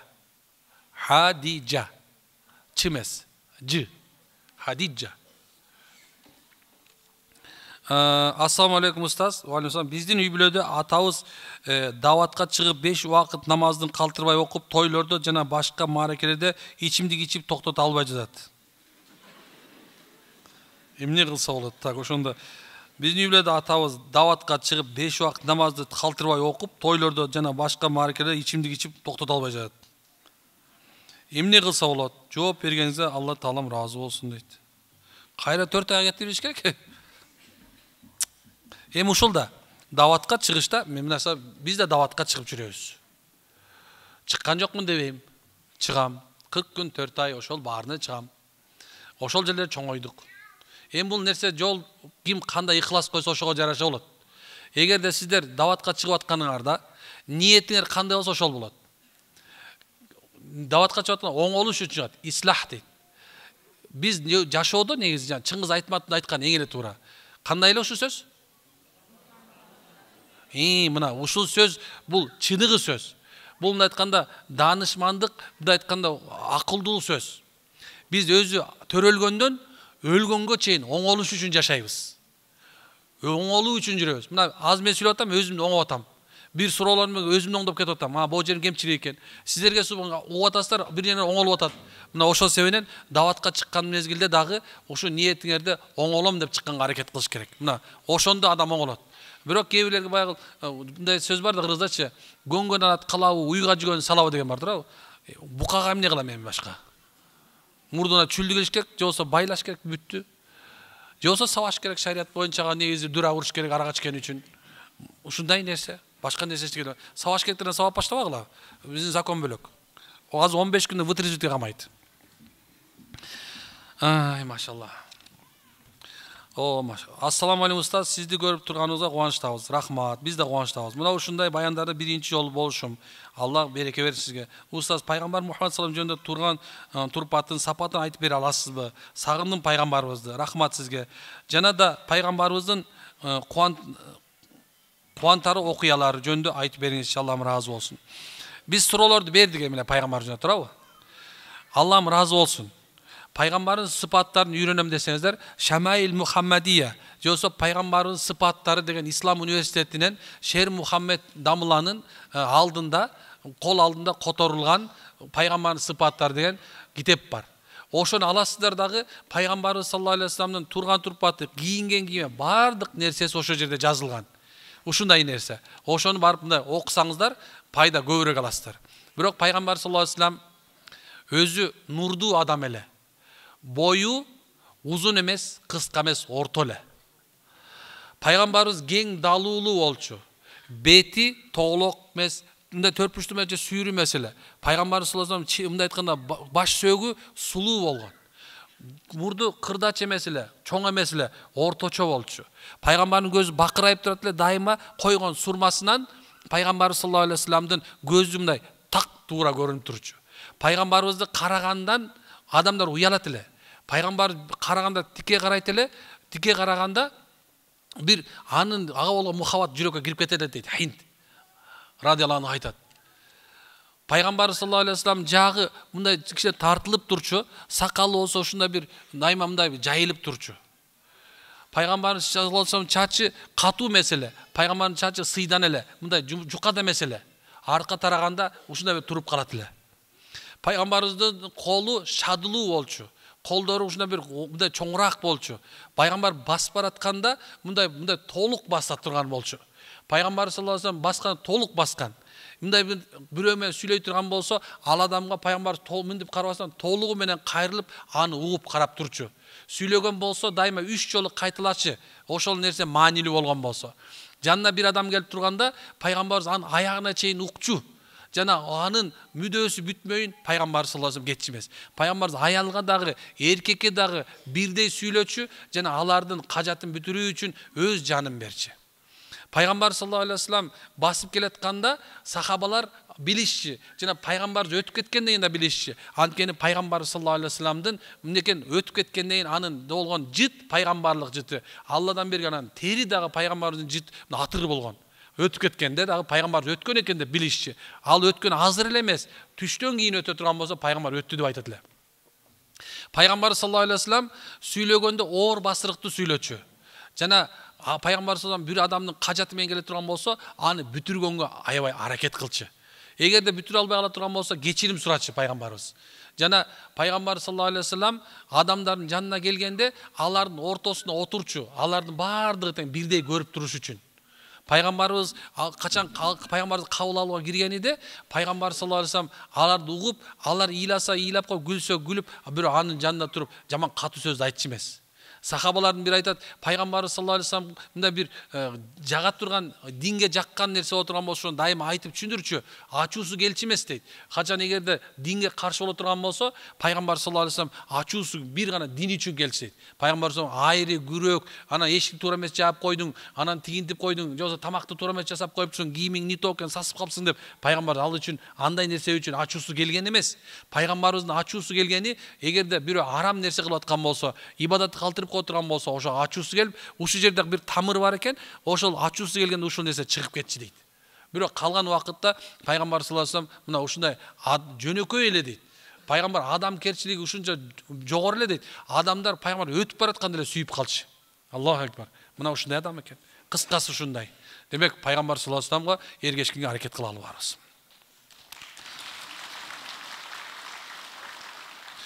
Ассаламу алейкум. Ош шаарына куш келипсиз. Кош келипсиз. Менин жумушум кечке чейин иштөөгө мажбур болом. Даарат алганга шарт жок болуп калат. Дайыма үйгө келгенде намаздарды окуганга туура келип коет. Жалгыз бой эне болгон үчүн иштеп чыгарып жибербесин деп жылбай отурам дейт. Бул каяктагы жумуш? Кыргызстанда барбы ушундай? Жок, ошо түшүнбөйм да. Каякта жумуш? Бизде Кыргызстанда ушундай барбы? Военныйлар айтышы мүмкүн. Бирок эгерде ушундай акыбал болуп аткан болсо, машалла, такыр мүмкүнчүлүк болбой аткан болсочу, анда айла жок, эмне кылабыз? Намаздарды өз убагында окуганын айласын кылышыңыз керек. Шарт жок боло турган болсо, эгерде бир жерде отурам деп атпайсызбы? Анда мындай бир өзүңүзгө мындай суу алып алыңыз. Эгер такыр мүмкүнчүлүк болбой турган болсо, субхан, эч ким ушундай бир кысып аткан болсо, билбейм, бир кыскан жокко бизде. Мен канча жерге барам, бирок андай жерим өтпөптүр. Бирок субханалла, такыр болбосо эмне экен, ошол убакыттарда Алланы эстеңиз дагы, үйгө барганда каза намазын толугу менен окуңуз. Ушундай деп айтмакпыз. Эгерде сиз ошо намаз окуп атканыңызды көрсө эле, жумуштан айдап бер турган жер болсо, андан жакшысы башка жумуш тапканга аракет кылыңыз. Диниңизге зыян бербеген. Ким болду экен? Мага ушул эже жолугуңузчу, мен ошол киши менен жолугуп көрөйүн чегиз менен. Мүмкүн эмес Кыргызстанда. Мына мен көчөнү мына Ички иштер министрлигинин эң особый жерине бардым. Ошол жерде намаз окуйт экен. Кафелериңерге кирип атам, бүт жерде намаз. Офистериңерге кирип атам, бүт жерде намаз окуганга сат берет экен. Ошто не может быть? Бишкекте дагы мындай жанакындай бир чоң бир банкта болушу мүмкүн. Ал жерде да сат берет. Ушундай. Кечке тамак ачып кетем десе да болбойт экен да. Ассаламу алейкум устаз, 185 сантиметр боюм болушун абдан каалайм дейт. Дуа кылып коюңузчу. 185 болуш керек экен. Дуа кылам иншалла. Бирок кыргызда сөз бар, билесиңерби? Теректей бой берген темеде акыл берсин дейт да. Ошон үчүн субханалла, андай акылы берсин дегенсиз. Китеп окуңуз, машалла, бою чоңдор көп, бирок пайдасы деле жок да. Лампочканы урагандан башка. Аларга кийим да табылбайт. 185 болгондон бутун 45 болот ужачы. Ошондо тура. Мисалы мен 170 нормально эле. Бут кийим 42. Дуа кылабыз. Ассаламу алейкум устаз, апам мени төрөп, атам бир туган карындашына берип койгон экен. Кудайга шүгүр, алар мени эч нерседен кем кылбай өстүрүштү. Кыяматта мен өз атамдын аты менен чакырабы же билип алган апамдын, багып алган атам мененби? Иншалла мен хафиза болсом, тажы кайсы атинемдин башына кийгизесиз? Экөөнү тең кийгизесиз иншалла. Эмне үчүн? Эмне үчүн дегеним, кыргызда сөз бар. Баккандык, тапкандык эмес, баккандыкы дейт. Ошолор сиз эч нерседен кем кылбаса, эми субханалла эч нерсе эме кылбаса, ошолорго мындай канда тамагын жепсиз, жакшылап сыйлаңыз, хафиза болуңуз. Аны ата энеңизге да нааразы болбоңуз. Бизде кыргызда ушундай сөз бар. Жөн эле берип койбойт баланы. Ошол абалким субхана балалуу болбой калган, дагы бир нерсе болгон. Ошонун себебинен баягы кичине болсо дагы меке, ошо келин кетип калбасын, жакшы келин экен. Ушул субханалла балабыз ушуну ажырашып кетпесин деп, ушу иним ушинтип калбасын деп өкө кеңеш кептешип сизди бала кылып бергендир. Бу да бир жакшы нерсе. Бирок өз ата энеңизди билет экенсиз, машалла. Эми кыямат күнү Алла Таала өзү билет ким менен кандай чакырыштычы. Сөзсүз эле баландай аты менен чакырат деген эмес. Бул дүйнөдөгү эң биринчи ата энеңиздерге өкөнө тең сыйырматыңызды калтырбаңыз, машалла. Ушундай нерсе. Ассаламу алейкум. Аллахым жакшылыкта насип кылсын сиздерге. Түшүмө эркектер менен зына кылганым кире берет. Корком, турмушка чыгып элекмин. Үйдөгүлөр узаталы дейт, эч ким жакпайт. Тигим келбейт, эмне кылсам болот? Эме мечитке дем салдырыңыз. Боо туура эмес нерсе. Менин көз карашымда, мен окуган, мен билген илимде боо туура эмес уже. Бул нерседе, бул уже мындай айтканда дем салдырыш керек деген сөз уже. Бул жерде жанакыл 3 тамга деп коебузбу? Ошондойлордун маселеси бул. Анан эме кылып келбейт, бирок кимде ушундай болуп аткан болсо, түшүндө жанакылар ушундай болуп аткан болсо, маселе болуп аткан болсо, анда муну дем салдырып керек. Бул нерсе аябай каралыш керек. Сизди апаңызга айтып, анан ушул жерде дамыларга дем салдырып койсоңуз, Кудай өзү кетип калат. Сизди аябай сыйлагам, бир туугандарымдын чакыруусу менен ушул жерге келип калдым.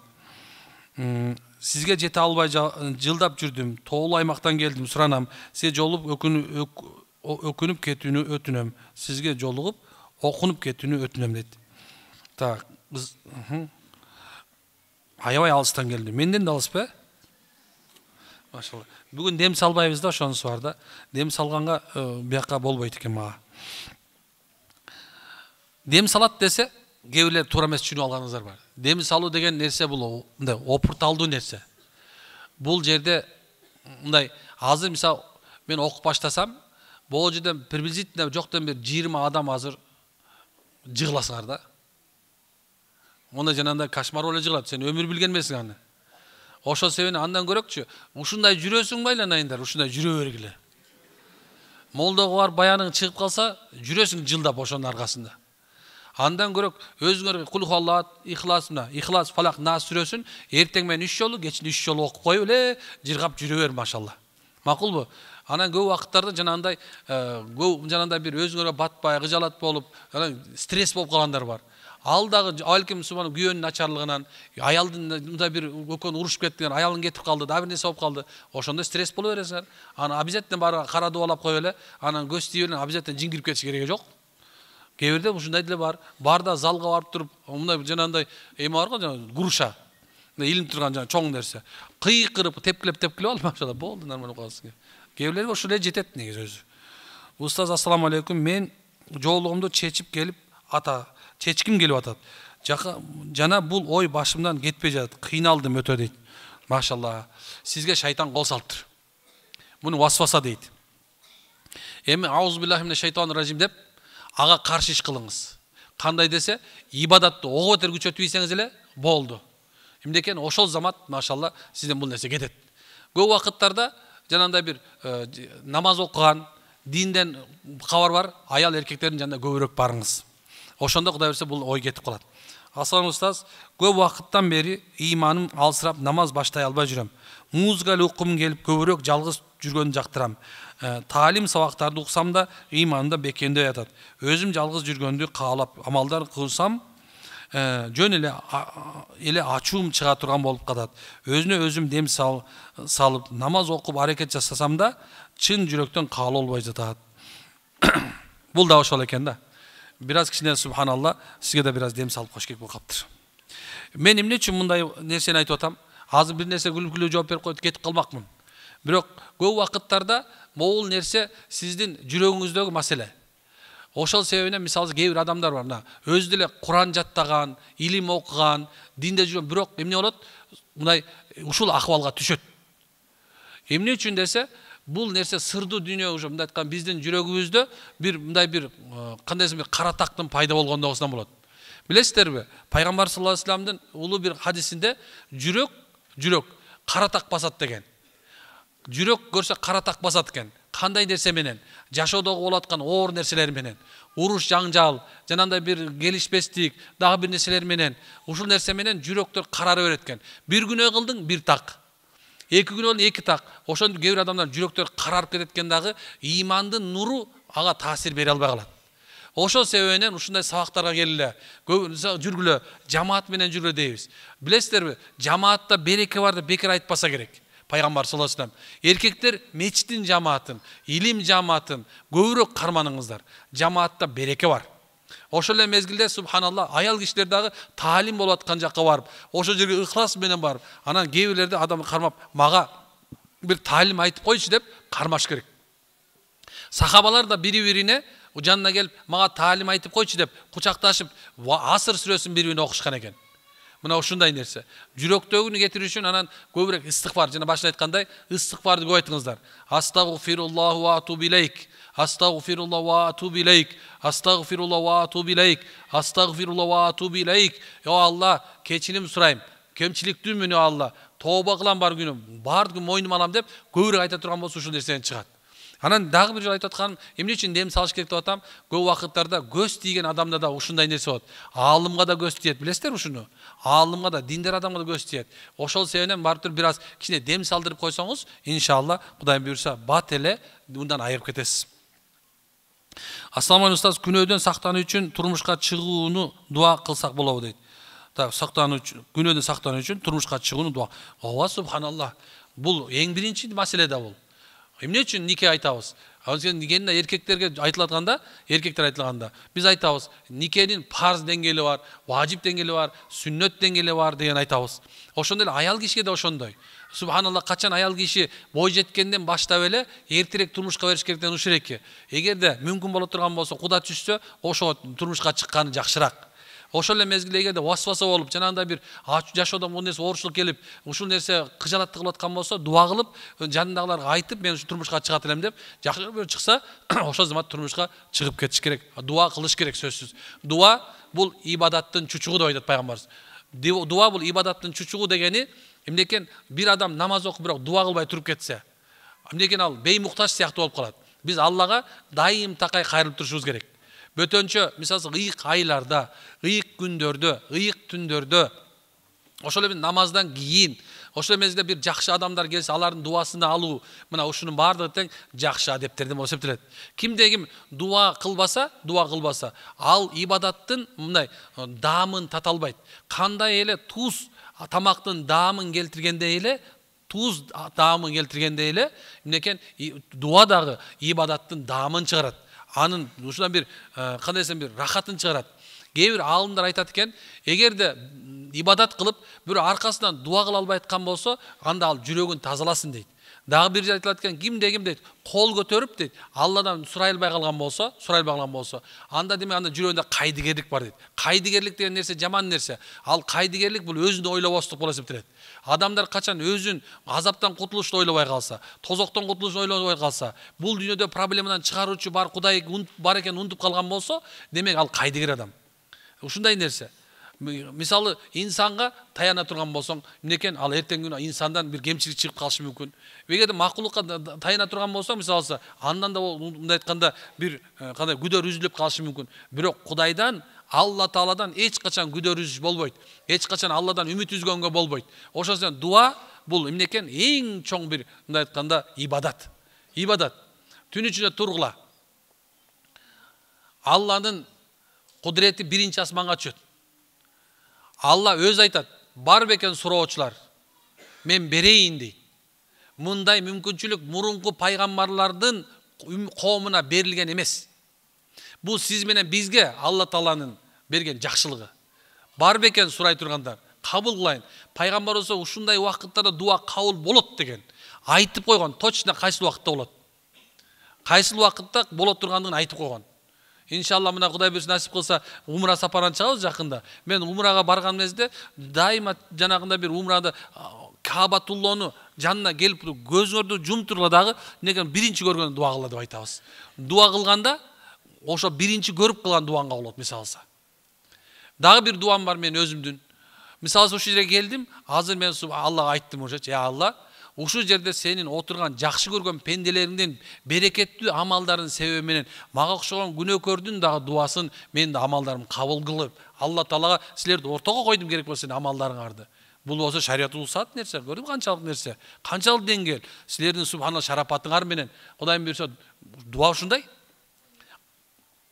Кайсыл мезгилде жакшылык болуп турганда да дуа кылла, оорчулук болуп турганда да дуа кылла. Иншалла, Кудай насип кылса, дуалар кабыл болот. Эч качан болбоңуздар. Эгерде ошол дуа кылган болсоң, Алла ушул замат берет. Же болсо кичине кечектен берет. Кичине кечирээк берет. Же болсо бул дүйнөдө алсага кереги жок болуп болсо, Аллах Таала Кудайым буйрса, ахиретте берет. Ошон себептен Пайгамбар саллаллаху алейхи ва саллям эң кыска Алла Тааланын үйрөткөн дуасын кылат эле. Аллахумма раббана атина фид дуnya хасана ва фил ахирати хасана ва кина азабан. Бул дуа бардыгын камтып алган дуа. Куранда 120 эме бар, дуа бар. Аллах Таала өзү үйрөткөн. Ошолордун жүрөгү бул Роббана атина фид дуnya хасана экен. Мына ушуну көп кыла турган болсо, бул дүйнөнүн дагы, тиги дүйнөнүн да жакшылыгын, ошол мезгилде субхана ахиреттеги Алланын азабынан куткарууну тилөө экен. Бардыгы ушунун ичинде экен. Ушул эле дуаны кыла бере турган болсо жетиштүү. Bir күнү бир сахаба келди. О Расулла, мен дуа кылып атканда сага канча жол салават айтайын? Пайгамбарыбыз айтты, эми салаватты көп кылсаң жакшыраак. Анда мен дуамдын дейт, 20 мүнөт кыла турган болсом, 3 мүнөтүн салават айтайын. Пайгамбар андан да көбүрөөк кылсаң жакшы болот. Анда мен 10 мүнөттүн кылайын, андан да көбүрөөк жакшы болсо жакшы болмок. Анда мен 15 мүнөттүн кылайын, андан да кылсаң көбүрөөк кылсаң жакшы. Анда дейт айтты, мен дуамда дайым эле салават айта берем деди. Бул кылганың сен үчүн жакшыраак болот деди. Көрсө пайгамбарыбызга салават айтуу дагы анын аркасынан Алладан сурай турган болсок, ошол дуалар бар кабыл болот экен, туурабы? Дуалар кабыл болгондо кабыл болушу бул өзгөчө нерсе. Кээ бирлер мындай бир адамдын кылган дуасына көңүл бурбай коюшат. Эмне болду? Омин. Апалар келди дагы эмейлемби? Биз келдик, жаманчылык келбесин, омин деп койду. Биз көнүп калганбыз адатта. Бул сөз оңой сөз эмес. Силер мындай улуулар келгенде алардын дуасын алуу. Ошол эмес ойлалардын дуасын алуу. Алла жолунда жүргөн адамдардын дуасын алуу. Мунун баардыгында бир нур бар. Башкача нерсе. Ошо мындай жеңил ойлобогула. Жанагындай бир апалар силерде көп адат экен, машалла. Эмнекен кана омин дасторконго дуа, тургандан кийин дуа, каарыларга дуа, улууларга дуа, мусапырларга дуа. Бул нерсенин баардыгы тең субханалла жөнелен эмес. Ошол дуадан бүткөн балдарсыңар силер. Бул жерде турган баардыгы тең дуадан бүткөн балдарсыңар. Ошол адамдардын, мурункулардын кылган жакшылык дуасынын берекети менен жашап, ошолордун жакшылыгы ошончо ушул ошто дагы эле арзанчылык дагы ошол мезгилде эмнекен береке бар. Ошонун себебинен ушул жерде аалымдар чыккан, ошон үчүн каарылар чыккан. Ошон үчүн ордолуу болуп эсептелесиңер. Кичинекей жерде бияңарда ортодо турсаң да Алла Таалам өзү колдоп, коргоп келатат. Ошол ушундай нерсе. Ошон дуаны эч качан токтотпогула. Балдарыңарга дуа бере бергиле. Кайда барсам да мисалы мен жака киренин алдында мында эмет алам. Апам телефон çalsam машалла албады. Мен видеозон кылып апа, мен Рошко келдим. Ушундай биз үчүн дуа кылып коюңуз деп мында видео кылып жөнөтүп койдум. Анткен себеп некен мен үчүн мисалы ушу жерде бардык адамдар дуа кыла турган болсо, бирок энемдин дуасы баарынан артыгыраак эсептелет да.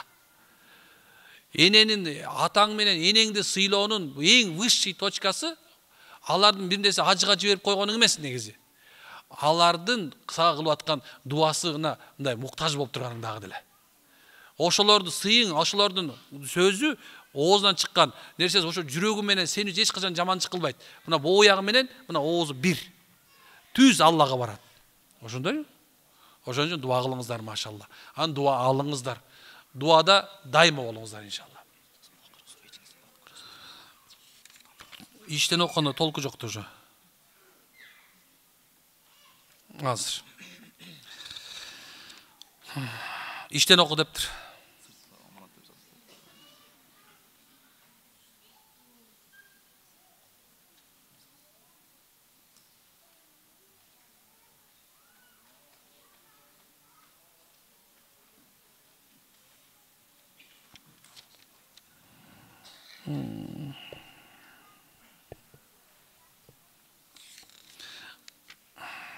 Тоба кылыңыз, Тоба кылыңыз.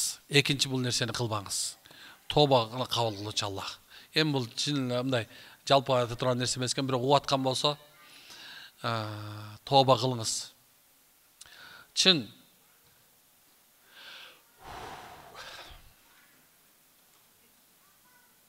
башка суроо менен жаап иштейинчи. Башка суроо менен жаап иштейинчи шуну азыр. Ассаламу алейкум устаз, менин суроом мындай. Биз кайсыл амалды жасаганда такыба жана акмактыгыбызды Жоқ, отырыңыз. Иманыңызды кене қығылып қойып тұр. Ассалаумағалейкум ұстаз, менің сұрауым мындай. Біз қайсыл амалды жасағанда тақуа жана иманыбызды күштүү кыла алабыз? Оңой эле нерсе. Тақуа болғыңыз келеби? Биринчиси, намазыңызды өз убагында окуңуз. Экинчиси, дайыма арамдан сактаныңыз. Үчүнчүсү, эч качан башка адамдын кемчилигине кийлигишпеңиз. Мына ушул 3 амал Кудайым буйрса, сиз өтө таквалардын катарында боласыз. Имам Газали айтат.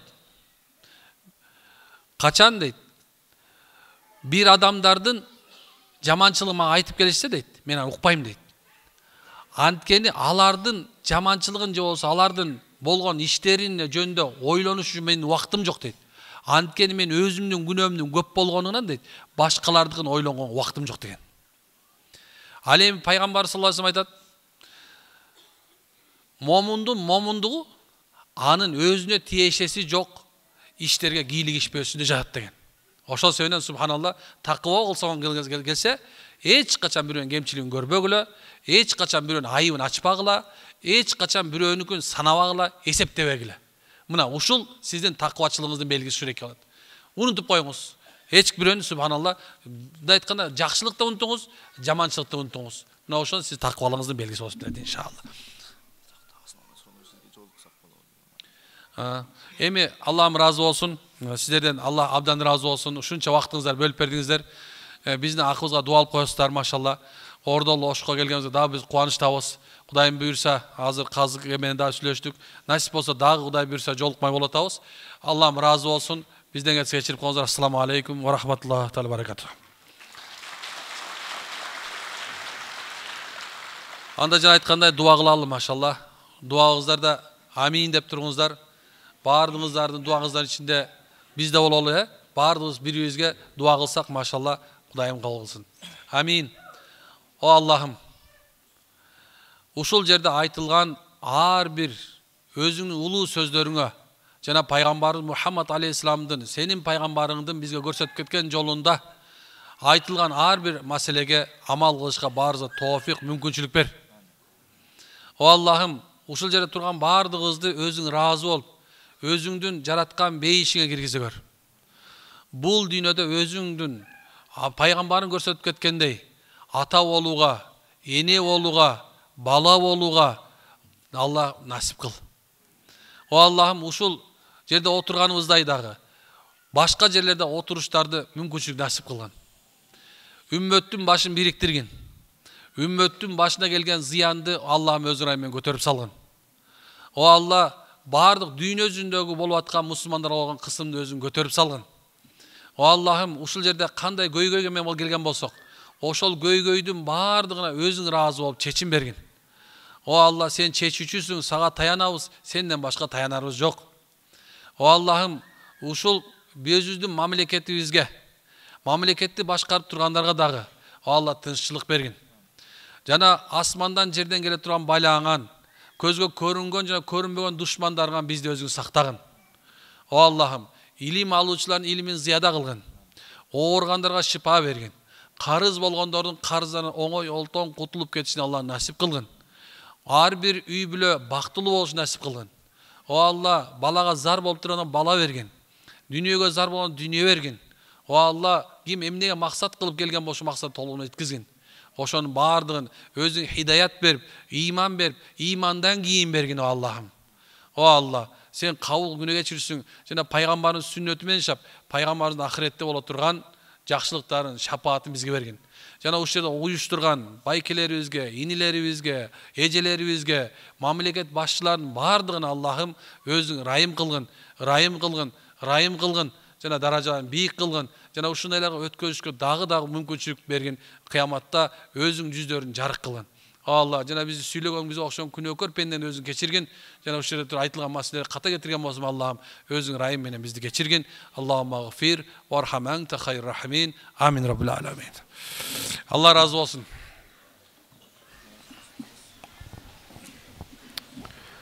Устаз, мүмкін болса кетпей тұрасыздар, урматтуу меймандар. Калем фондунун негиздөөчүсү Идрис агайды мен бул тарапка чакырайын. Урматтуу Идрис агай, келиңиз. Ассалауму алейкум, бүгүнкү жыйындын катышуучулары. Биринчиден ушул жыйынга келип бергениңиздерге Алла разы болсун. Анан ушул жерге биздин сунушубузду четке какпай, жан дүйнөнүн азыгы иман деген темада мына өзүнүн сонун сабагын өтүп берген биздин ушул Эрмек Тынай уулу устазыбызга Алла Таала разы болсун. Рахмат сизге. Анан биз ушул фондду мына бул бүгүнкү биринчи иш-чарасы Алла Таала ушул устаздан, сиздерден да суранып кетебиз. Биз ушул Алла жолунда бир адамдардын ыйманын көтөрүү боюнча бир жакшы иштерди кылайлы деген ниетибиз бар. Алла Таала бизди дагы ошол ниеттерибизге жеткирсин. Анан ушул сиздердин атыңыздардан, айрыкча ушул жерге келгендердин атынан устаз сизге рахмат. Анан кыргыз элинде жана жогору айттыңыз, бизде дайым ыйман менен элдин каада салты бирге жүрөт. Ошондуктан бизде бул киши биздин конок, атайын алыстан келип отурат. Ошондуктан бизге кичине ыраазычылыгыбыз бар эле. Ошого сиздердин атыңыздардан тапшырып койсок, уруксат берсеңиздер.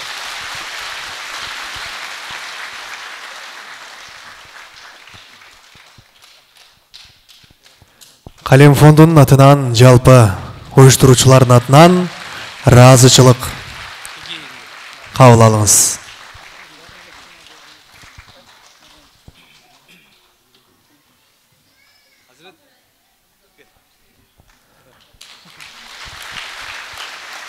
Анан ушул устаздын жардамчысы экен, ушул колуна кол, булуна бут болуп, ушул жерде көп салым бар экен, ушул жардамчысына дагы ыраазычылык.